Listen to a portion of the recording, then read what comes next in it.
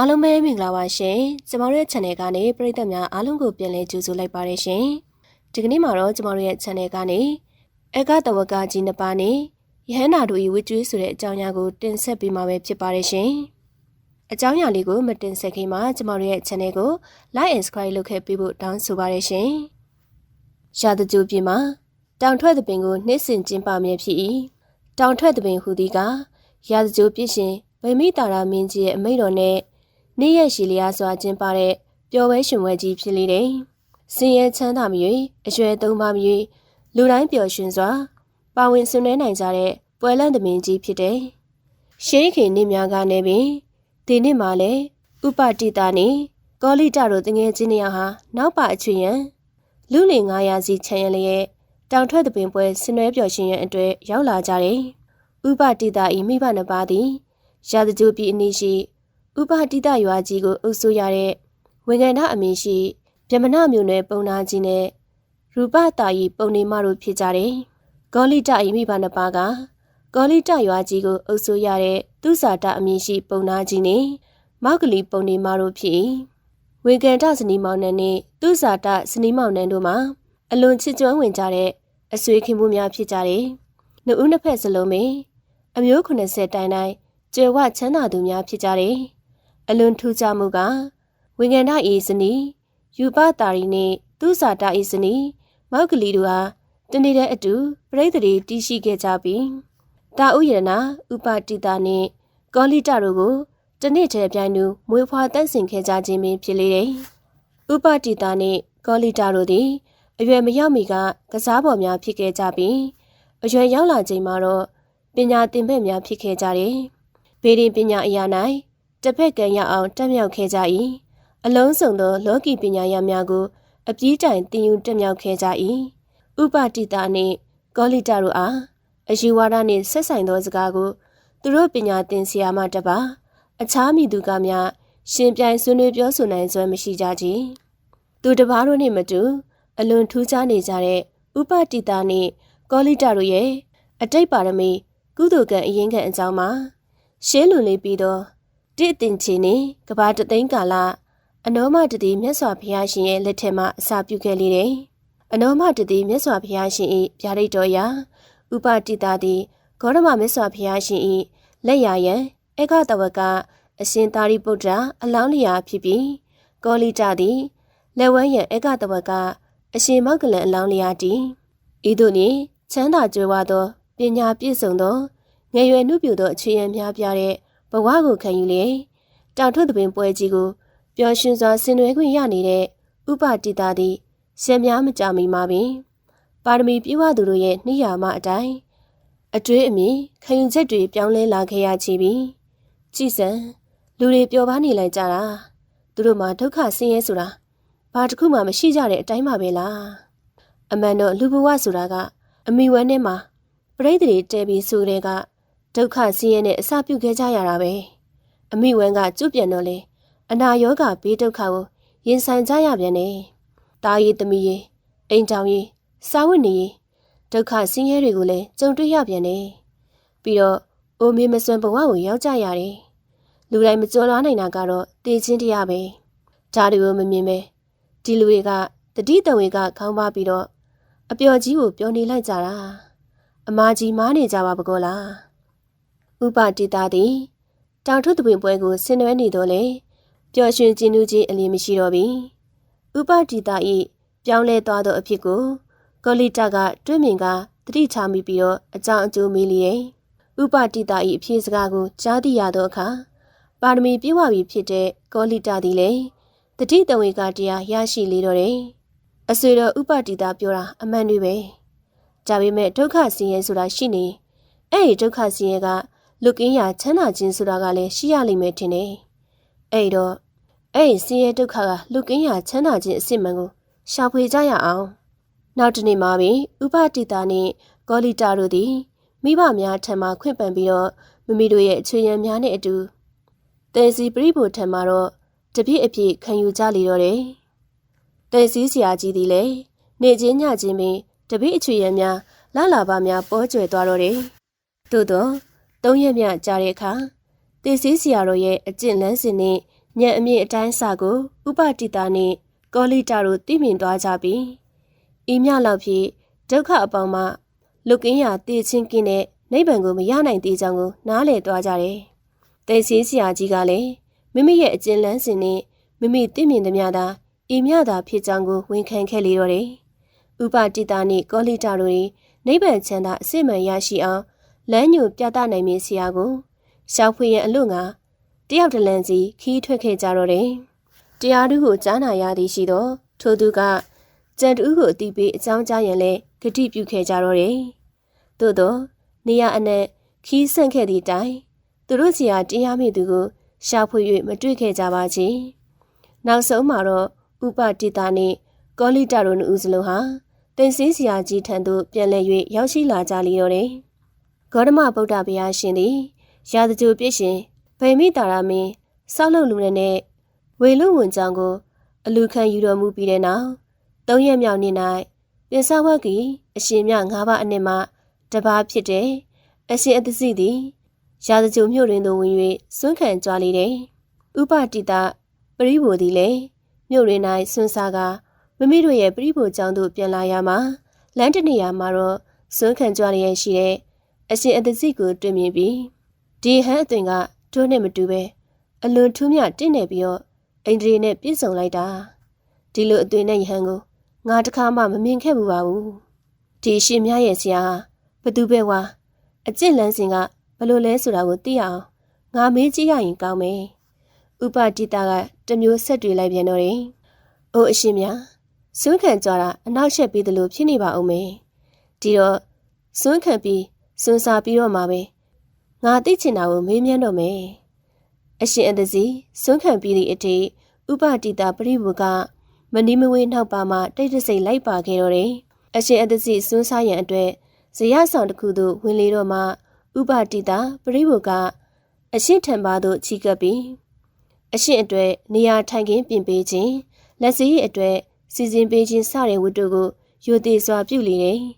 အရှင်အသစီစွန့်စားပြီးတော့အခါမှာဥပတိတာပရိဘူကယူသည်စွာလျှောက်ထားမေးမြန်းလေတယ်အရှင်မြရဲ့ဇရာကိုသိပြရစေဘလို့ဩဝါဒတရားတွေကိုနာကြားရတယ်ဆိုတာလေသိပြရစေကျွန်ုပ်ရဲ့ဇရာဟာဂေါတမဗုဒ္ဓဘုရားဖြစ်တယ်ရှင်တော်ဂေါတမဟောကြားဆုံးမလမ်းညွှန်ပြတဲ့ဗုဒ္ဓတရားတော်တွေကိုနာကြားခံယူပါတယ်အရှင်မြရဲ့ဇရာကဘလို့အယူဝါဒကိုဟောကြားတယ်ဆိုတာကိုပြန်လည်နာကြားပြရစေဗုဒ္ဓရဲ့ယဟန်အဖြစ်ကိုကျွန်ုပ်ရရှိခဲ့တာမကြာသေးလာတဲ့အတွက်နဲ့နဲ့ကျယ်ဝန်းတဲ့ဗုဒ္ဓရဲ့တရားတော်တွေကိုကျွန်ုပ်ပြည့်စုံအောင်မဟောနိုင်သေးပါဘူးအရှင်သိသမျှတရားအကျင့်ကိုသာဟောပြပါကျွန်ုပ်ရဲ့ပညာအစွမ်းနဲ့တရားအကျယ်ကိုသိမြင်နိုင်ပါတယ်အဲ့ဒီအခါ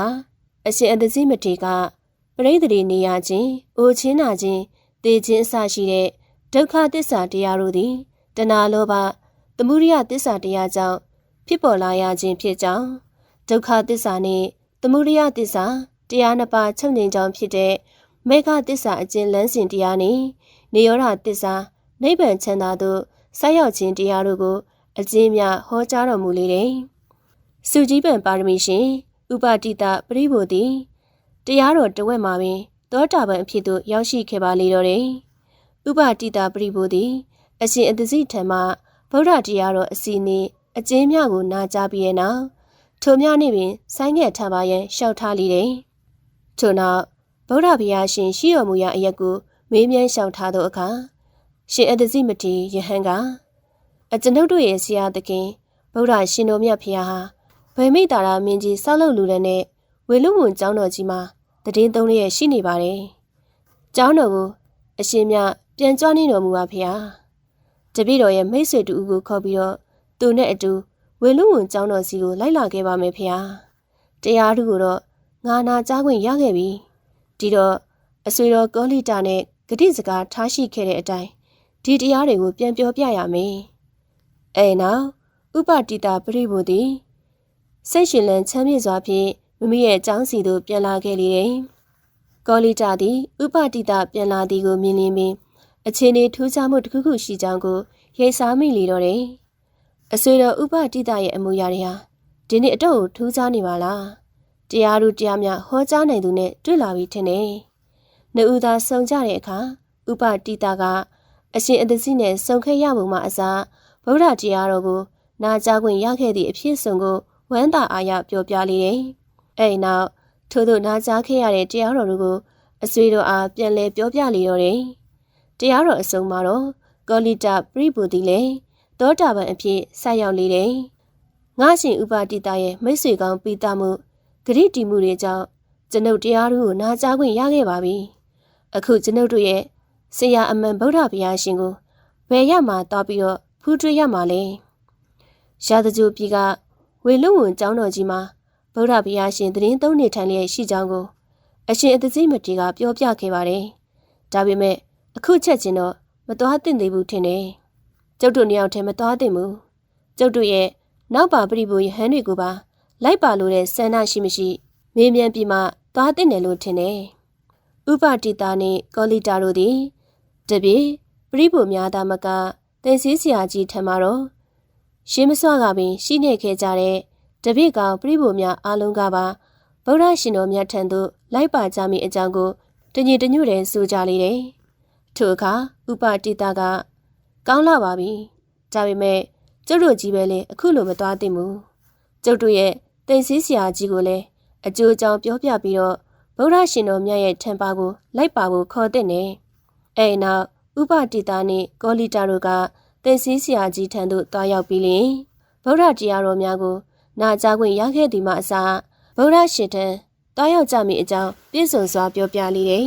။လောကတွင်ဖျားတရားတန်ခါဟူသည်ယရနာမြသုံးပါအထင်ရှားပေါ်ထွန်းလျက်ရှိပြီးဖြစ်၍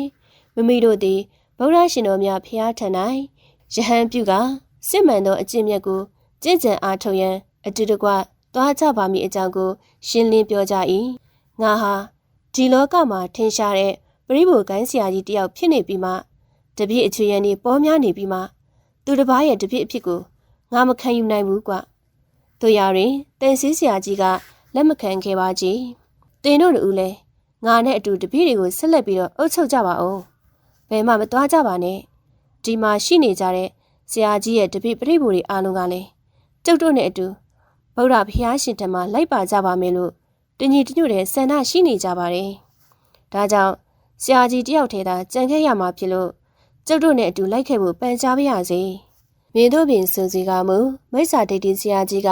အသိမြင်မှန်မရခဲ့ပါကြီး။ငါအတွက်တော့မပူကြလေနဲ့။လောကမှာပညာရှိသူကနေပါပြီးတော့ပညာမဲ့သူတွေကပေါ်များတယ်။တင်တို့အခုဆွန့်ခွာသွားရင်ပညာမဲ့သူတွေကရာထောင်မကငါ့စီကိုနောက်ထပ်ရောက်လာကြလိမ့်မယ်။ဒါကြောင့်တင်တို့ကိုတားလို့မရဘူးဆိုရင်တော့တင်တို့ရဲ့သဘောအတိုင်းရှိစေတော့ကျုပ်ပါမှမပြောလို့တော့ပါဘူး။ဥပတိတာနဲ့ကောလိတာတို့သည်ပရိဘောများကိုခေါ်ဆောင်ကဝေလုံဝန်ကျောင်းတော်ကြီးစီသို့ဥတီထွက်ခွာလာခဲ့ကြလိမ့်ပြီ။သူတို့သည်မူလဆရာရင်းဖြစ်တဲ့သင်္စီဆရာကြီးအပေါ်မှာတော့ပြစ်မှားခြင်းစော်ကားခြင်းတစုံတရာမရှိခဲ့။ဆရာအပေါ်တာဝန်ကျေခဲ့ကြပြီဖြစ်တယ်။စင်စစ်တွင်မူပညာရှိသူတော်ကောင်းတို့မိသည်အမားနှင့်အမှန်ကိုခွဲခြားသိမြင်နိုင်စွမ်းရှိုံများမကအမှန်တိုင်လက်ခံကျင့်သုံးရန်လဲဝင်မလေးတက်ကြပါချေလမ်းမမှန်သိပါလျက်မိမိရဲ့တကူတဲ့အထီးကျန်စွာကြံ့ရင့်ခဲ့တဲ့သင်္စီဆရာကြီးဒီကတပြည့်အချွေရန်ကင်းမဲ့ပြီဖြစ်တဲ့မိမိရဲ့အကြောင်းကိုကြည်ရင်မှစိတ်ထိခိုက်ကြေကွဲကဝေဒနာပြင်းစွာခံစားရပြီးလင်သွေးပွက်ပွက်အံလေတော့တယ်ဗုဒ္ဓမြတ်စွာဘုရားရှင်သည်ဝေလူဝန်ကျောင်းတော်ကြီးမှာတော့ပရိသတ်၄ပါးတို့ကိုတရားဟောတော်မူလျက်ရှိနေစဉ်ဥပတိတာတို့လာရောက်နေသည်ကိုသိမြင်တော်မူလေတယ်။ထို့ကြောင့်ဤသို့လင်မိတ်ဆွေလေတယ်။ချစ်သားယဟန်တို့ဥပတိတာနှင့်ကောလိတပရိဘောအဆွေခွန်ဘိုးနှစ်ယောက်ဥဆောင်တဲ့ပရိဘောတို့ဒီကိုလာနေကြပြီ။သူတို့နှစ်ဦးဟာငါဖျားရဲ့ဧကတဝကတပြည့်များအစုံဖြစ်လာလိမ့်မယ်။မြတ်စွာဘုရားရှင်၏ရှိတော်မောက်သို့ဥပတိတာတို့ရောက်သောအခါဖုံးတော်ကြီးမြတ်တော်မူသောမြတ်စွာဘုရားတပည့်တော်တို့ကိုတရားတို့တရားမြတ်တို့နဲ့ချင်းမြင့်ပေးတော်မူပါဖျားအရှင်မြတ်ဖျားရဲ့တပည့်ဟန်အဖြစ်ကိုပေးသနာတော်မူပါထိုအခါမြတ်စွာဘုရားရှင်ကအေဟိပိက္ခုကိုခေါ်တော်မူ၏ထိုအခါအာလုံးသောပရိဘောတို့သည်ပရိသင်္ကအခရာအစုံလင်းနဲ့ယဟန်အဖြစ်ကိုရရှိကြလေတယ်ဤသို့မြတ်စွာဘုရားရှင်ကအေဟိပိက္ခုဟုခေါ်ဆိုတော်မူသည်နှင့်မူလအသွင်ပြောက်ပြီးပရိခရာအစုံလင်းဖြင့်ယဟန်အသွင်သို့ချက်ချင်းကူးပြောင်းရောက်ရှိခြင်းမှာ ရှေးဘဝကရှင်တော်ယဟန်တို့ကိုတင်ကန်းပရိခရာတို့ကိုလူဒန်းခဲ့မှုတဲ့ကုသိုလ်ကောင်းမှုတို့၏အကျိုးပင်တည်မြတ်စွာဘုရားရှင်ကဗုဒ္ဓတရားတော်တို့ကိုဟောတော်မူလျာသူတို့၏နောက်ပါယဟန်တို့သည်တထိုင်ထဲမှာပင်ယဟန္တာအဖြစ်သို့ရရှိကြလေတယ်အရှင်ဥပတိတာနှင့်အရှင်ကောလိတတို့မှမူအခတဝကပါရမီဉာဏ်ရဲ့ပရိကံမပြည့်စုံသေးသောကြောင့်သောတာပန်အဖြစ်၌သာလျှင်ဆက်လက်ရှိနေကြဆဲပင်ဖြစ်တယ်အရှင်ကောလိတသည်ယဟန်ဖြစ်ပြီး9 ရက်မြောက်သောနေ့၌ရာဇဂျိုအပြီးနီးရာဇဂျိုပြည်အနီးတောအုပ်တစ်ခုမှာ9 ရက်ပတ်လုံးဇင်းကြံကြွ၍တရားအထုတ်နေစဉ်မှာပင်ပန်းနှမ်းနယ်လွန်းသဖြင့်ထိုင်လျက်သာငိုင်မီးမိလေတယ်ထိုအခါမြတ်စွာဘုရားရှင်ကဓာရုကမ္မထံကိုဟောကြားပြသလျက်အရှင်ကောလိတသည်ထင်းနမိတ်တာဟူသောငိုင်မီးချင်းကိုပယ်ဖြောက်နိုင်ကယဟန္တာဖြစ်လေတယ်အရှင်ဥပတိတာယဟန်အဖြစ်သို့ရောက်ပြီး15 ရက်ကြာသောအခါဂိစကုံတောင်ရှိတုကရခါကြလိုင်ကူ၌နေစဉ်ဖျားရှင်ကအရှင်ဥပတိတာ၏တူတော်သူဒီကနခပရိဘူအားဝေဒနာပရိကခတုတ်တံကိုဟောကြားတော်မူတယ်ထို့စဉ်မှာပင်အရှင်ဥပတိတာကမိမိရဲ့ဉာဏ်ကိုမိမိနေထိုင်ရာကူမနေ၍ဖျားရှင်ထံသို့ဆင်းလွတ်ကဝေဒနာကမ္မထံကိုစီးဖြန့်၍နှလုံးသွင်းသည်ဖြင့်ယဟန္တာအဖြစ်သို့ဆက်ရောက်လေတယ်ထိုနေ့မှာပင်မြတ်စွာဘုရားရှင်သည်ဂိစကုံတောင်မှဆင်းသက်၍ဝေလူဝန်ကျောင်းတော်ကြီးစီသို့ပြန်လည်ကြွချူတော်မူခဲ့တယ်ထို့နောက်တပိတဝကယဟန္တာများကိုစုယုံစည်းဝေးစေပြီးလျှင်အရှင်ဥပတိတာယဟန္တာကိုဓမ္မတေနာပတိရှင်သာရိပုတ္တရာဘွဲ့အမည်နှင့်ဖျားရှင်၏လက်ရယံတဝကအရာကို၎င်းအရှင်ကောလိတယဟန္တာကိုမဟာမောက္ကလံဘွဲ့အမည်ဖြင့်ဖျားရှင်၏လက်ဝဲတော်ယံဧကတဝကအရာကို၎င်းအတီးတီချီးမြှောက်တော်မူလေတယ်ထို့သောလျှင်ဖျားရှင်ကနောက်မှရောက်လာသူတို့အားလက်ရယံလက်ဝဲယံဧကတဝကအရာများချီးမြှင့်မြောက်စားတော်မူပြီးရှေးဥစွယဟန္တာမထေရကြီးများဖြစ်တဲ့ပြင်စဝကေအရှင်မြတ်5 ပါးကိုမူထိုဧကတဝကကြီးအရာကိုမထားသည့်ကိစ္စအပေါ်မှာတော့ယဟန်အချို့ကတီးရိုးဝေဖန်စကားများပြောဆိုလျက်ရှိကြလေတယ်ယဟန်တို့၏စကားကိုမြတ်စွာဘုရားရှင်ကြားသိလေသောအခါတရားသဖြင့်မှဤသို့မိတ်ကြားတော်မူလေတယ်ချစ်သားတို့လက်ဝဲရန်လက်ရယံဧကတဝကအရာဟုသည်ငါဘုရားရှင်၏သဘောအတိုင်းအနှင့်၍ရာကောင်းသောအရာမဟုတ်ပြီဘူးထိုသူတို့ရဲ့ရှေးရင်ဘဝပေါင်းများစွာကလေးကပြုခဲ့မှုတဲ့စုကြီးပံပါရမီရှင်များဖြစ်၍သာထိုတောင်းစုအတိုင်းကိုဤအရာကိုအနှင့်ချင်းမြရခြင်းဖြစ်ပေတယ်ထိုအခါမြတ်စွာဘုရားရှင်သည်တပည့်ရဟန်းများကတောင်းပန်လျှောက်ထားမှုကြောင့်အရှင်ကောနေညအရှင်မဟာယတမအစပြု၍ရှင်သာရိပုတ္တရာရှင်မောက္ကလံဧကတဝကကြီး2 ပါးတို့ရဲ့ရှေးကောင်းမှုများမိမိတို့ရဲ့အလိုရှိရာတောင်းစုပြုကစုကြီးပန်ခဲ့ပြီးဘဝပေါင်းများစွာပါရမီဖြစ်ကျင့်တော်မူခဲ့ကြပုံတို့ကိုထုတ်ဖော်ပြောကြားဟောတော်မူလျာတပည့်ဟန်ပေါင်းတို့ကဝဲမြောက်ဝမ်းသာတာရုအနုမောဒနာခေါ်ဆိုကြလေတော့တယ်အခါတစ်ပါး၌ရှင်သာရိပုတ္တရာမထေရသည်တပည့်ဟန်900တို့နှင့်အတူဂိစကုံတောင်၌တည်င်းသုံးလျက်ရှိစဉ်ဒိဗ္ဗစက္ခုအဘိညာဉ်ဖြင့်ကပိလဝုပြေကောင်းကင်ယံထင်၌ယရနာစင်ကြံကိုဖန်ဆင်းလျက်စင်ကြံကြွတော်မူသောမြတ်စွာဘုရားရှင်ကိုဖူးမြင်ရလေတယ်ထိုအခါရှင်သာရိပုတ္တရာသည်တပည့်ဟန်900တို့နှင့်အတူကောင်းကင်ခီးဖြင့်ကပိလဝုပြေသို့တခဏချင်းအရောက်ကြွချီတော်မူပြီးလျှင်ကောင်းကင်ထင်၌ယရနာစင်ကြံကြွချီလျက်ရှိတဲ့မြတ်စွာဘုရားထံမှချီးကပ်၍ဖူးမြော်လေတယ်ထိုစဉ်မှာပင်ရှင်မမောက္ကလံရှင်မကတ္တဖစားတဲ့မထေရကြီးတို့သည်လည်းကောင်းကင်၌ပင်တီးကဖျားရှင်အားရိုသေစွာရှိခိုးပူဇော်လျက်ရှိကြကုန်၏မြတ်စွာဘုရားရှင်သည်စင်ကြံကြွတော်မူလျက်ကပင်ရှင်သာရိပုတ္တရာမထေရအားလေးတင်ခြင်းနှင့်ကဘာတသိန်းထိတိုင်အောင်ဖြစ်ကျင့်တော်မူခဲ့ရတဲ့ဖျားရှင်အတိတ်ဘဝဇာတ်ကြောင်းတို့ကိုအကျယ်တဝင့်ဟောကြားတော်မူလေတယ်မြတ်စွာဘုရားရှင်၏ပါရမီတော်ဖြစ်ကျင့်ခဲ့ပုံတို့ကိုနာကြားရတဲ့အခါရှင်သာရိပုတ္တရာသည်လူနတ်မြမတတ္တဝအပေါင်းတို့အားဖျားရှင်ရဲ့ဂုဏ်ကျေးဇူးတော်တို့ကိုသိရှိပြီးကဖျားရှင်အပေါ်၌ကြည်ညိုတရားတိုးပွားစီလိုတဲ့စိတ်အကြံဖြစ်ပေါ်လာလေတယ်ထို့ကြောင့်မထေရမြတ်သည်ဖျားရှင်ရှေ့မှောက်သို့ကာရောက်၍ရှင်တော်ဖျား၏ဖျားစုပံ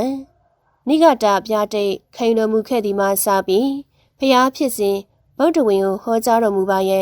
ရိုသေစွာပန်းကြားလျှောက်ထားတော်မူလေတယ်။ထိုအခါဖျားရှင်သည်ရှေးရခင်လွန်ခဲ့ပြီးတဲ့လေးတင်ချင်းနှင့်ကဘာတသိန်းကာလမှအစာပြု၍ပွင့်တော်မူခဲ့ကြတဲ့ဒီပင်ကရာဗုဒ္ဓဘုရားရှင်တို့24စုကုန်သောဗုဒ္ဓဘုရားရှင်တို့၏ဗုဒ္ဓဝင်များကို၎င်းထို့သောသောဗုဒ္ဓဘုရားရှင်တို့ထံ၌ဂေါရမဘုရားလောင်းဘဝပေါင်းများစွာဖြင့်နိဂါတပြာရိတ်ခံတော်မူခဲ့ရပုံဘဝပေါင်းများစွာပါရမီ10ပါးတို့ကိုဖြစ်ကျင့်တော်မူခဲ့ရပုံတို့ကိုအကျယ်တဝင့်ဟောကြားတော်မူလေတယ်။ကိုရောမြတ်၏ဗုဒ္ဓဝင်ကိုလည်းဝေတနိယမင်းကြီး၏ဘဝတေတကေတုနှစ်သားဘဝအလောင်းတော်တေတထမင်းသားဘဝတောထွက်ပြီးနောက်ဖျားအဖြစ်ကိုရောက်တော်မူခဲ့ပုံဖခင်သုဒ္ဓရဏမင်းကြီးနှင့်စုတော်မျိုးတော်တို့ရှိရာကပလူဝေပြည်သို့ကြွတော်မူသည့်အထိဟောကြားတော်မူလေတယ်။ဤသို့လျှင်ရှင်သာရိပုတ္တရာကတောင်းပန်လျှောက်ထားသဖြင့်မြတ်စွာဘုရားရှင်ကဗုဒ္ဓဝင်တရားတော်ကိုဟောကြားပြီးဆုံးသွားလေသောအခါမရေမတွက်နိုင်တဲ့လူနတ်မြမအပေါင်းတို့အကျုတရားရကြလေတယ်။တနေ့သောအခါရှင်သာရိပုတ္တရာသည်နတ်သားတော်၌9ရက်ပတ်လုံးနိဂောဓသမပဝင်စားရာမှထတော်မူပြီးလျှင်ယနေ့အဘယ်သူအားချီးမြှောက်ရအံ့နည်းဟုကြည်တော်မူလျာလက်ထွန်ယောက်ျားပုံနာမည်သောသူစင်းရဲကိုမြင်လေတယ်။မထေသည်တင်ငန်းယုံတပိတ်လွယ်ပြီးလျှင်ရွှေရင်းတစ်ခုအနီး၌ခြုံကြီးတစ်ခုကိုကြည့်၍ရက်တော်မူလေတယ်။ပုံနာသည်မထေကိုတွေ့မြင်လေသောအခါကြည်ညိုသရာစိတ်များဖြစ်ပေါ်၍လာလေတယ်။ပုံနာသည်မထေမြထံပါသို့ချီကပ်ပြီးရိုသေစွာရှိခိုလျက်မျက်နှာတည်ရည်နှင့်တံပူတို့ကိုဆက်ကပ်လေတယ်။မထေမြတ်သည်ပုံနာ၏အလူကိုခံယူအသုံးပြုရနောက်ပုံနာ၏ဇနီးပရိတာထမင်းလာပို့မြင့်လန်းသို့ကြွားချီတော်မူလေတယ်။မကြမီမှာပဲပရိတာသည်ခင်ပွန်းဖြစ်သူပုံနာအတွက်ထမင်းပို့ရန်ထွက်လာလျာလေရောစီသို့လာရလမ်းမှာတော့ရှင်သာရိပုတ္တရာမထေမြတ်ကိုမျက်နှာချင်းဆိုင်တွေ့လျာပရိတာသည်လည်းမထေမြတ်ကိုကြီးညိုလွန်လာသည်ဖြင့်အရှင်ဖျားတပည့်တော်မကိုတနာသောအဖြစ်ဤစွန်းကိုအလူခံတော်မူပါဖျားမထေမြတ်ကပရိတာလူသောစွန်းကိုတဝဲတာအလူခံနေရာအရှင်ဖျားတပည့်တော်မကိုတနာသောအဖြစ်ပါရှိလာသောစွန်းအလုံးကိုအလူခံတော်မူပါဖျားထိုအခါမှမထေမြတ်ကပရိတာလူသောစွန်းအလုံးကိုအလူခံတော်မူလျာပရိတာကဝမ်းသာအားရပင်မထေမြတ်၏တပိတ်ထဲသို့လောင်းလူလိုက်လေတော့တယ်ထို့နောက်ပရိတာသည်မထေမြတ်အားရိုသေစွာရှိခိုးပူဇော်ကြော်လေတယ်ဤသို့ပြရသောကောင်းမှုအလူ၏ကုသိုလ်ကံစေတနာကြောင့်ရရှိမည့်အကျိုးကိုဒိဋ္ဌဓမ္မချက်ချင်းပင်လျင်ခံစားရရှိလိုပါ၏ဖျားအတေတရားကာမတောင်းတတိုင်းကိုပြည့်စုံစေသည်ထို့သောအနုမောဒနာပြုပြီးတဲ့နောက်မထေမြတ်သည်အယက်တပါးသို့ကြွာလန်းတော်မူလေတယ်ပရိတာသည်လည်းခင်ပွန်းဖြစ်သူပုံနာထံသို့ဆက်မသွားတော့ပဲထမင်းဟင်းထမှန်ချက်ရန်အလိုငါမိမိအိမ်စီသို့လက်ပြန်ခဲ့လေတယ်ပရိတာသည်ဆန်တဲ့ဟင်းရွက်တို့ကိုရှာကြံချက်ပြုတ်ပြီးတဲ့နောက်လက်တော်စီသို့ပြန်လာခဲ့လျာပင်မန်းဆာလောင်နေရှာတဲ့လက်ကသေးရိုးကိုခေါင်းအောင်ကအိပ်ပျော်နေတဲ့ခင်ပွန်းဖြစ်သူပုံနာကိုတွေ့မြင်လိုက်ရလေတယ်ကိုပုံနာထတော့ရှင့်အတွက်ထမင်းလာပို့တာလေနောက်ကျလိုက်တာရှင်မရဲ့အိမ်ကိုတစ်ခေါက်ပြန်ပြီးတော့ထမင်းချက်နေရလို့နောက်ကျတာတော့ရေပရိတာကရှင်သာရိပုတ္တမထေမြတ်ကိုတွေ့ကစွန်းလောင်းလူခဲရပုံအလုံးစုံကိုဝမ်းသာအားရပြောပြလျာပုံနာကလည်း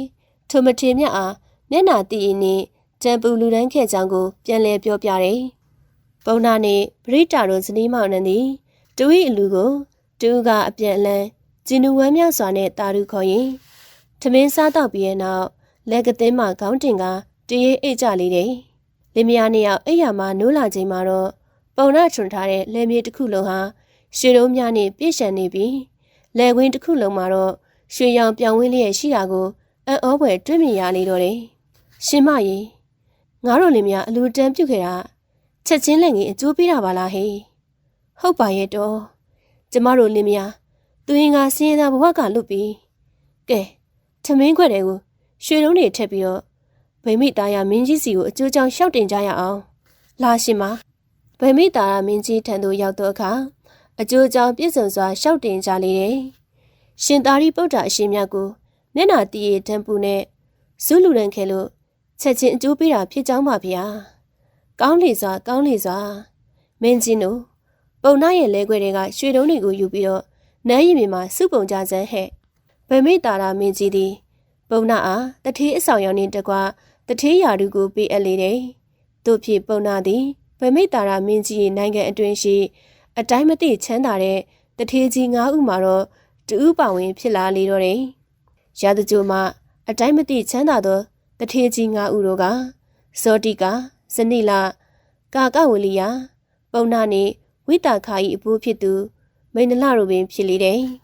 တထေးပုံနာနှင့်ဘာရိကာတို့လင်မယားသည်ဗမိတာရာမင်းကြီးထံမှမြေနေရာရရှိလေသောအခါအိမ်သစ်ဆောက်လုပ်ပြီးတဲ့နောက်ဖျားအမှုပြုသောရဟန်းအပေါင်းတို့အား9ရက်ပတ်လုံးအလူကြီးပေးလေတယ်အိမ်တက်မင်္ဂလာအလူပွဲမှာတော့မြတ်စွာဘုရားရှင်ဟောကြားတော်မူအပ်တဲ့တရားတော်တို့ကိုကြားနာရပြီးတဲ့နောက်တထေးပုံနာပရိတာနှင့်သူတို့ရဲ့တူရီသောသမီးဥတ္တရာတို့မိသားစု3ယောက်စလုံးပင်တောတာပန်ဖြစ်ကြလေတော့တယ်မြတ်စွာဘုရားရှင်သည်အနာတပိန်တထေးကြီးလူနဲ့တာဝိထိပြည်ဇေတဝင်းကျောင်း၌တည်င်းသုံးနေတော်မူစဉ်တနေ့သောနံနဲ့မိုးတောက်ရံမှာတော့တပညုတရွှေညံတော်နဲ့တတလောကကိုကြီးစုတော်မူလေရာနန္ဒောပနန္တနဂါမင်းသည်မိစ္ဆာဒိဋ္ဌိအယူလွဲမှာနဂါဆိုအဖြစ်မှသည်ယတနာ3ပါးကိုမတုံမလုတ်ကြည်ညိုတဲ့တမာဒိဋ္ဌိအယူမှန်သိနဂါကြီးအဖြစ်သို့ရောက်လက်တတ်ဟုတင့်မြင်တော်မူလေတယ်နန္ဒေမိုးတောက်လင်မြတ်စွာဘုရားရှင်သည်ရှင်အာနန္ဒာရှင်မောက္ကလန်အပါဝင်အချွေရန်တပိယဟန်900တို့နှင့်အတူတာဝရိန္ဒာနတ်ဘုံဌာနစီသို့ကြွားချီတော်မူလေတယ်ထို့အချိန်၌နန္ဒောပနန္တအမည်ရှိနဂါမင်းကြီးသည်နဂါမှုမှနဂါကကြည်တဲ့များစွာတို့ချင်ရလျက်နာဩဇာနာတုတ်တာအစာတောက်တို့ကိုပွဲတော်တည်ရန်အတွက်ပြင်ဆင်နေခြင်းဖြစ်တယ်ဒီတွင်မြတ်စွာဘုရားရှင်နှင့်တကွယဟန္တာ900မိမိတို့ရဲ့ဘုံနှံဗိမှန်တဲ့ကောင်းကင်ယံစီမှကြွားချီသွားကြသည်ကိုနန္ဒောပနန္တနဂါမင်းကြီးတွေ့မြင်လျာ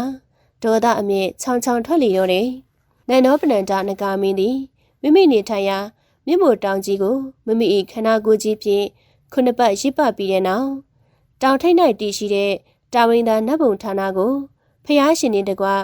ဟန်တို့မမြင်နိုင်အောင်မိမိ၏ပပင်းကြီးဖြင့်အုံမိုးထားလိုက်လေတော့တယ်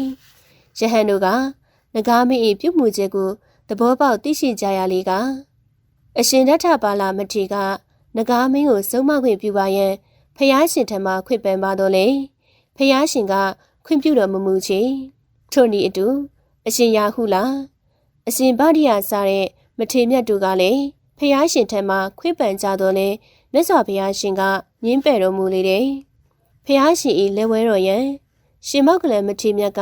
ခွင့်ပန်လေသောအခါမှာဖျားရှင်ကခွင့်ပြုတော်မူပြီးလင်နောက်ပါအချွေရန်ယဟန်များနှင့်အတူယုဂန်တို့တောင်ထိပ်မှာတော့ရက်တက်တော်မူလေတယ်အရှင်မောက္ကလန်မထေမြတ်သည်မိမိကိုယ်ကိုနန္ဒောပနန္တနဂါမင်းထက်ကြီးမားတဲ့နဂါအသွင်ကိုဖန်ဆင်းလျက်နန္ဒောပနန္တနဂါမင်းကို14ပါးရစ်ပတ်ကမြင့်မို့တောင်ဖြင့်ဖိညထားလိုက်လေတယ်ထိုအခါဒေါသအမျက်ကြီးမားလာတဲ့နန္ဒောပနန္တနဂါမင်းကြီးကအာဂရင်းစီမှာအခိုးအရှံတို့ကိုလွတ်လေတော့တယ်ရှင်မောက္ကလန်ဖန်ဆင်းထားတဲ့နဂါကြီးကလည်းအခိုးအရှံတို့ဖြင့်ပြန်လည်လွတ်ထုတ်လျာနန္ဒောပနန္တနဂါမင်းရဲ့အခိုးအရှံတို့ကိုမထေမြတ်ကမမှုတော့လေမထေမြတ်ထံမှပြန်လည်လွတ်ထုတ်အပ်တဲ့အခိုးအရှံတို့ကိုမူကားနဂါမင်းခမများမှာမခံပရနိုင်ဖြစ်နေရလေရောတယ်အသင်ဘသူလဲငါဟာမောက္ကလန်မထေဖြစ်ပေရဲ့နဂါမင်းမောက္ကလန်မထေစစ်မှန်ခဲ့ရင်ယဟန်အသွင်ကိုပြပါအရှင်မောက္ကလန်မထေကနဂါအသွင်ကိုဖြောက်ကယဟန်အသွင်ကိုပြသလေသောအခါနဂါမင်းကြီးကအစိတ်ငွေ့တို့ဖြင့်ထုတ်လွတ်လျက်တိုက်ခိုက်လေ၏သို့သောရှင်မောက္ကလန်မထေကမူထိုအစိတ်ငွေ့တို့ကိုကြံ့ကြံ့ခံနိုင်လေတယ်မြတ်စွာဘုရားရှင်ကယုဂန်တို့တောင်ထိပ်စီမှနေ၍ရှင်မောက္ကလန်ကိုတတိပေးတော်မူလေတယ်ချစ်တာမောက္ကလန်ဤနဂါမင်းဟာအလိုတကူကြီးပေတယ်ဒါကြောင့်စရုပ်ထဇံတမပတ်ကိုမပြနှလုံးသွင်းမိတော့မှန်လာပါဖေဟာထို့နောက်မထေမြတ်သည်နဂါမင်းဤပါးစနားနှစ်ဖက်နှာခေါင်းပေါက်တို့မှဝင်ကြီးထွက်ချီသွားလာလျက်ထိုမှတပံဝမ်းရင်း၌စင်းကြံလျှောက်ပြလေတယ်အရှင်များထွက်လာခဲ့ပါတော့ဝမ်းပိုက်ထဲမှာကြီးမနေပါနဲ့မထေမြတ်ကနဂါဤဆွေများကိုပုတ်ခတ်လျက်ကတွင်းဝ၌ရက်လေသောအခါနဂါမင်းကနှာခေါင်းမှမိတမျှပူလောင်လာတဲ့လေပြင်းနဲ့မထေမြတ်အားမုတ်လေတယ်သို့သောမထေမြတ်ဤမွေးညင်းကိုသောမြမလောက်စေနိုင်သဖြင့် နဂါမင်းတုံးလုံးချောင်းချမိလေပြီအလိုတကူကြီးလာတဲ့မထင်မြတ်ပါကလားဒီလောက်တကူကြီးတဲ့ရဟန်းကိုငါအခုလိုရှင်ပြိုင်လို့ကတော့ဘလို့မှမနိုင်မှတည်ကြတယ်ဒါတော့ငါဒီနေရာကနေအမြန်ပြေးမှဖြစ်မယ်အဲ့နောက်နန်တော်ပနန္ဒာနဂါမင်းသည်ပဂရိနဂါငယ်အသွင်ပြန်လဲဖန်ဆင်းပြီးသမုတ်တရားရေပြင်စီသို့တက်ဆင်းကပြေးလိတယ်ထိုအခါရှင်မောက်ကလန်မထေကနဂါမင်းအသွင်ဖန်ဆင်းလိုက်ပြီးတော့နဂါကိုလိုက်ဖမ်းလေတော့တယ်နဂါမင်းသည်လည်းဂလုံဤရံမှပြေး၍မလွတ်နိုင်မှန်သဘောပေါက်ကလူသားလူလင်အသွင်တို့ချက်ချင်းဖန်ဆင်းကအရှင်ဖျားတပည့်တော်မားပါပြီဒီနေ့ကစလို့အရှင်မြတ်တို့အပေါ်မှာမပြစ်မားတော့ပဲလေးမြယူကျူကိုးကွယ်ပါတော့မယ်ဖျားအသင်နဂါမင်းဖျားရှင်တော်မြတ်ကတင့်ကိုတနာကုဏရှေ့ထားပြီးတော့ကြောက်တော်မူလာခြင်းဖြစ်ပေတယ်ဖျားရှင်ဟာယူကန်တို့တောင်ထိပ်မှာစံနေတော်မူတယ်အခုပဲသွားကြစို့ရှင်မောက်ကလန်မထေနှင့်အတူလိုက်ပါလာခဲ့တဲ့နဂါမင်းသည်မြတ်စွာဘုရားရှင်ထံမှရောက်လေသောအခါရိုသေစွာလက်အုပ်မှုရှိခုပြီးလင်ဖုန်တကူအာနုဘော်ကြီးမြတ်တော်မူလာပါသောအရှင်မြတ်ကြီးဖျားဒီကနေ့ကစပြီးတပည့်တော်ရဲ့အသက်ထက်ဆုံးဗုဒ္ဓရှင်တော်မြတ်နှင့်တကွတိုင်ကားတော်ရှင်သူမြတ်တို့ကိုကိုးကွယ်စည်းကပ်ပါတော့မယ်ဖျားကောင်းလေစွာစစ်သားနန္ဒောပနန္ဒနဂါမင်းကိုယ်စိတ်နှပြကျမ်းမာချမ်းသာခြင်းနှင့်ပြည့်စုံသူဧကံဖြစ်စေတည်းမြတ်စွာဘုရားရှင်သည်တာဝိထိပြည်ဇေတဝင်ကျောင်းတော်၌တည်င်းသုံးနေတော်မူစဉ်တနေ့သောနံနှင့်မိုးတောက်ရန်အချိန်မှာကျွတ်ထိုက်သူတို့ကိုတပိညွတ်တညံတော်ဖြစ်ကြည့်ရှုလေရာရာဇကြိုပြည်အနီးတက္ကရာရွာမှာဂရေ80ကျွဲဝတဲ့တထေးကြီးမစ္စယကောတိယကိုမြင်တော်မူလေတယ်ထိုတထေးကြီးသည်မိမိပစ္စည်းဥစ္စာတို့ကိုရဟန်းပုံနာတို့အားပေးလူဖို့ဝေးစွာမိမိ၏ဝမ်းအတွက်ပင်အလိုနှမျောတွန့်လို့သူဖြစ်တယ်သို့သောတထေးလင်မယားနှစ်ယောက်စလုံးဟာသောတာပန်ဖြစ်မိကိုမြတ်စွာဘုရားရှင်ကသိမြင်တော်မူသည်ဖြင့်ချစ်သားမောက်ကလန်မစ္စယတထေးဇနီးမောင်နှံတို့ကိုဒီနေ့စွန်းစားချိန်အမီဇေတဝင်ကျောင်းတော်သို့အရောက်ခေါ်ဆောင်လာခဲ့ပြီးတော့မထေမြတ်သည်မိမိ၏တကူဖြင့်တထေး၏ဘုံကနေဆင့်ပြတ်သားရှိရာပရင်းပေါက်သို့ချက်ချင်းအရောက်သွားပြီးကောင်းကင်ရံ၌ရက်တော်မူလေတယ်ထိုအချိန်တွင်တထေးကြီးသည်မူရောမှုကြောစားလိုလာသဖြင့်သူ့ဇနီးအားကြော်ခိုင်းနေခြင်းဖြစ်လေတယ်တထေးကြီးသည်အလွန်ကစိမ်းနေသူဖြစ်သူပြီးသူတစ်ပါးတို့အားပေးကျွေးရမည်ဆို၍တယောက်စာမြသာစီမံစီပြီးဘုံကနေဆင့်တို့တကားအလုံးပိတ်လျက်မုတ်ကြော်ခိုင်းနေခြင်းဖြစ်၏ဤသို့လျှင်စီမံနေစဉ်မှာတော့ဘုံကနေဆင့်အမြင့်ပရင်းပေါက်တက်တဲ့ကောင်းကင်ရံမှာရက်တည်လျက်စိုးခံကြွတော်မူနေတဲ့ရှင်မောက်ကလန်မထေကိုမမျော်လင့်ပဲတွေ့မြင်လိုက်ရတဲ့အခါနှမျောတွန့်တွန့်လွန်လာတဲ့တထေးကြီးရဲ့စိတ်မှာတော့အလွန်ခြောက်ခြားသွားမိပါတော့တယ်တထေးကြီးသည်မိမိ၏မုတ်ကြော်ကိုမလူလို့၍အလူခံလျက်ရှိတဲ့ရှင်မောက်ကလန်မထေအားနှင်ထုတ်လေတယ်အိုအတင်ယဟန်ကြောက်တွဲ့ကြောနေတဲ့မုတ်ကြော်ကကြောက်တက်တောင်မှမလောက်လို့မလူနိုင်ပါဘူးတခြားကိုသာသွားပြီးတော့အလူခံမှာတော့တထေးကြီးကမထေမြတ်ကိုအကျဉ်းချင်းနှင်ထုတ်တော့လဲမရလေတော့အခါဒီဟန်းကတော့ပြဿနာပဲငါစီကမုတ်ကိုမှမရရင်တော့ဒီနေရာကတဖွားမှရွေးမယ်ပုံမပေါ်ဘူးဒီတော့ရှင်မကြီးမုတ်ကြော်တစ်ခုကိုတေတေပစ္စည်းကွေလေးလုပ်ပြီးတော့ဒီဟန်းကိုပေးလိုက်ပြီးတော့ဒါမှဒီနေရာကနေပြန်ကြွမှာတို့ဖြင့်တထေးကြော်ကမုတ်ဖြစ်သည်ဆိုရုံများအလွန်သေးငယ်လာတဲ့မုတ်ကိုပြုလုပ်ကစီကြောအိုးထဲသို့ထက်လိုက်ရာထိုမုတ်တည်ကလေးမှာစီကြောအိုးကြီးအပြည့်မုတ်ကြီးတစ်ခုဖြစ်သွားလေတယ်ဟဲ့ဒီမိန်းမနဲ့မုတ်တည်လေးကြော်ပါလို့ဆိုနေတော့ဘယ်လိုကြောင့်အဲ့လောက်ကြီးကြီးကြော်နေရတာလဲတဲ့လေငါလုံလိုက်ရအဲ့ဒီမုတ်ကြီးကိုဖဲပြီးတော့တည်လေးတစ်ခုထက်ကြော်စမ်းတထေးကြော်ကမုတ်ကိုတင်းနိုင်သမျှတေးအောင်ပြုလုပ်လျက်အကျဉ်းချင်းစူးစမ်းပြီးကြော်ပြီးမဲ့အကျဉ်းတိုင်းပါပဲမုတ်ကြော်အကြီးကြီးများကိုသာရှားနေလီတော့တယ်ကဲရှင်မရေထပ်ပြီးတော့ကြော်မနေနဲ့တော့ကြော်ပြီးသားတွေကတခုကိုသာအမြန်ဆုံးလူလိုက်ပြီးတော့တထေးကြီးရဲ့ဇဏအတိုင်းတထေးကြော်ကြီးကမုတ်တစ်ချက်ကိုယူလိုက်ရာကြော်ပြီးသားမုတ်ချက်များအလုံးဟာတွဲကက်ကခွာမရရဖြစ်နေလေတော့တယ်တထေးကြီးကပါကူညီပြီးဆွဲခွာတော့လဲမရတထေးကြီးမှာချွေးရီကြကဒေါသဖြစ်လာပြီးတော့မုတ်ကြော်စားလို့စိတ်ပြီးကုန်ခန်းသွားလေတော့တယ်ကဲရှင်မကြီးဒီလောက်ပူးကနေတဲ့မှုတ်တွေအပင်ပန်းခံပြီးတော့ခွာမနေနဲ့တော့ခွာရတာလဲပင်ပန်းလို့ကြောက်လဲဒီမုတ်တွေကိုစားကျင်စိတ်မရှိတော့ဘူးဒီတော့မုတ်ကြော်တွေအားလုံးကို ဒီဟန်းကိုသာလူလိုက်ပြီးတော့တထေးကတော်ကကြော်ပြီးသမျှမုတ်အားလုံးကိုရှင်မောက်ကလမတီအားလူတန်းလိုက်လေရာရှင်မောက်ကလမတီကဒါနနှင့်ဆိုင်သောတရားဒေသနာတို့ကိုဟောကြားဆုံးမတော်မူလေတယ်ထို့သောတခါမှမကြားနာဘူးတဲ့ဗုဒ္ဓရဲ့အဆုံးအမတရားတော်ကိုနာကြားရတဲ့တထေးကြီးဟာမကြုံစဘူးပင်စိတ်ကြည်လင်ချမ်းမြေ့မှုကိုခံစားနေရလေပြီအရှင်ဖေဟာဒီပလင်ပေါ်မှာထိုင်ပြီးတော့မိုးကြော်တို့ကိုဖုံးပေးသုံးဆောင်တော်မူပါတထေးကြီးကျုပ်တို့ရဲ့ဆရာသခင်ဗုဒ္ဓဘုရားရှင်ကိုတင်တို့ရဲ့မိုးကြော်နဲ့လူတန်းလိုတယ်ဆိုရင်ဒီရွာကနေ45ယူဇနာကွာဝေးတဲ့တာဝိထိပ်ပြီးဇေတဝင်ကျောင်းတော်မှာတည်င်းသုံးနေတဲ့ဘုရားရှင်ထံအရောက်ကျုပ်ရဲ့တကူနဲ့တင်တို့ကိုခေါ်ဆောင်သွားပြီမယ်ဒီလိုဆိုရင်တော့တပည့်တော်ကိုယ်တိုင်ဘုရားရှင်အားမိုးကြော်စုများလူတန်းလိုကြောင်းပါဗျာရှင်မောက်ကလန်မထေသည်တထေးကြီးရဲ့ပြတ်တာတစ်ခုလုံးကိုရာဇကြိုမှသည်တာဝိထိပ်ပြီးဇေတဝင်ကျောင်းသို့အရောက်ယဟန်တို့၏တကူတော်ဖြင့်စောင့်ကြည့်လေတယ်တို့ဖြင့်ဗုဒ္ဓမြတ်စွာဘုရားနှင့်တကွနောက်ပါယဟန်တို့စွန်စားစေရစီတို့ကြွားချီတော်မူလာသည့်အခါမစ္စယတထေးတို့ဇနီးမောင်နှံတို့ကမုတ်ကြော်စွန်းများနဲ့ဆက်ကလောင်းလူခွင့်ရလေတော့တယ်ဇေတဝင်ကျောင်းတော်ရှိယဟန်များဆင့်ငတ်အောင်လူတန်းပြီးသည့်တိုင်တထေးကြီးမုတ်ကြော်တို့ကမကုံနိုင်သေးပြီထို့နောက်ဗုဒ္ဓဘုရားရှင်ကဇုလူရခြင်းအတွက်အနုမောဒနာတရားတော်များဟောကြားတော်မူလေတဲ့အခါတထေးကြီးတို့ဇနီးမောင်နှံတို့ဦးစလုံးဟာတောတာပန်အစဉ်သို့ရောက်တည်ခဲ့ကြလေတော့တယ်အလိုနှမျိုးတွန့်လို့တက်သောမစ္စည်းယတထေးကြီးသည်ထိုနေ့မှစ၍မမိပိုင်ဂရေ80သောဥစ္စာတို့ကိုမြတ်စွာဘုရားရှင်၏ဗုဒ္ဓသာသနာတော်အကျိုးငါတရားတရားထက်သန်စွာလူတန်းလေတော်တယ်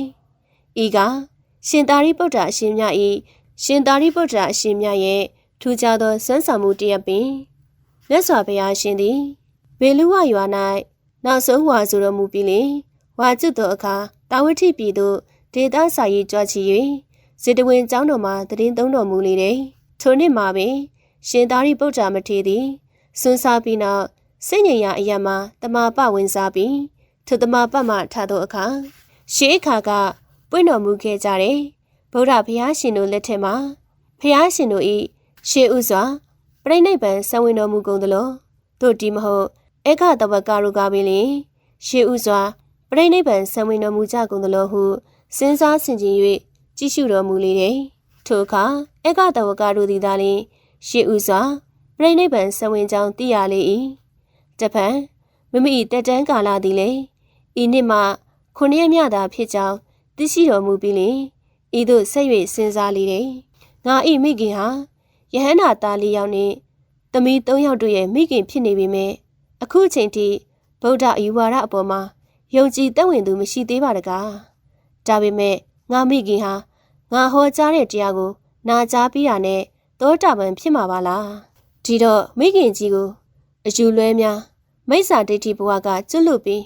ဗုဒ္ဓရဲ့ကျင့်စဉ်တွေကိုသိရလေအောင်တရားဟောပြီးတော့မိခင်ကြီးရဲ့ကျေးဇူးတော်ကိုပြန်လည်ဆက်ရမယ်ပြီးတော့မှငါ့ကိုမွေးဖွားခဲ့တဲ့တိုက်ခန်းနေရာမှာပဲပြိဋိဘံဆံဝင်တော့ပြီ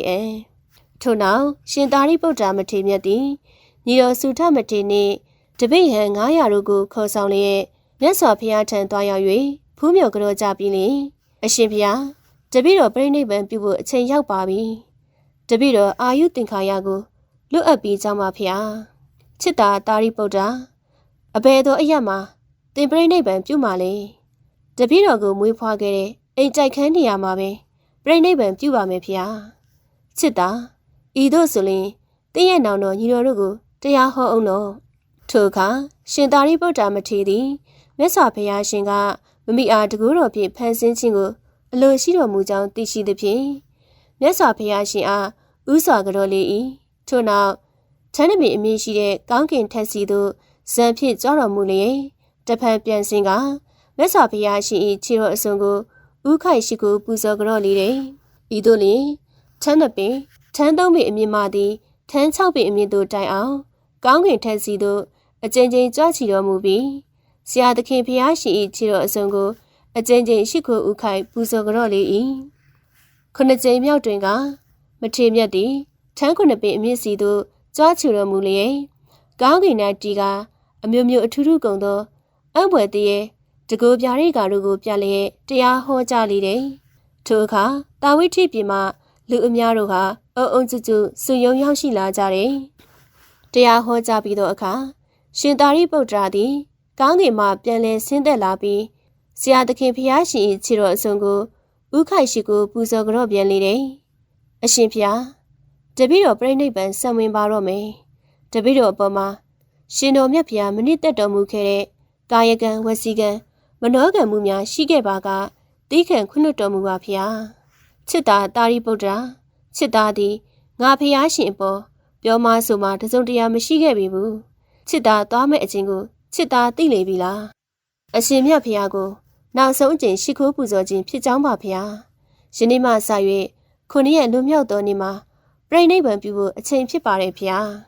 ရှင်သာရိပုတ္တရာမထေရမြတ်သည်ဖျားရှင်မြင်နိုင်တော်မူလောက်တဲ့အရက်တို့တိုင်အောင်နောက်ဆက်ကြော်ပြီးမှတပည့်ဟန်900တို့နဲ့အတူ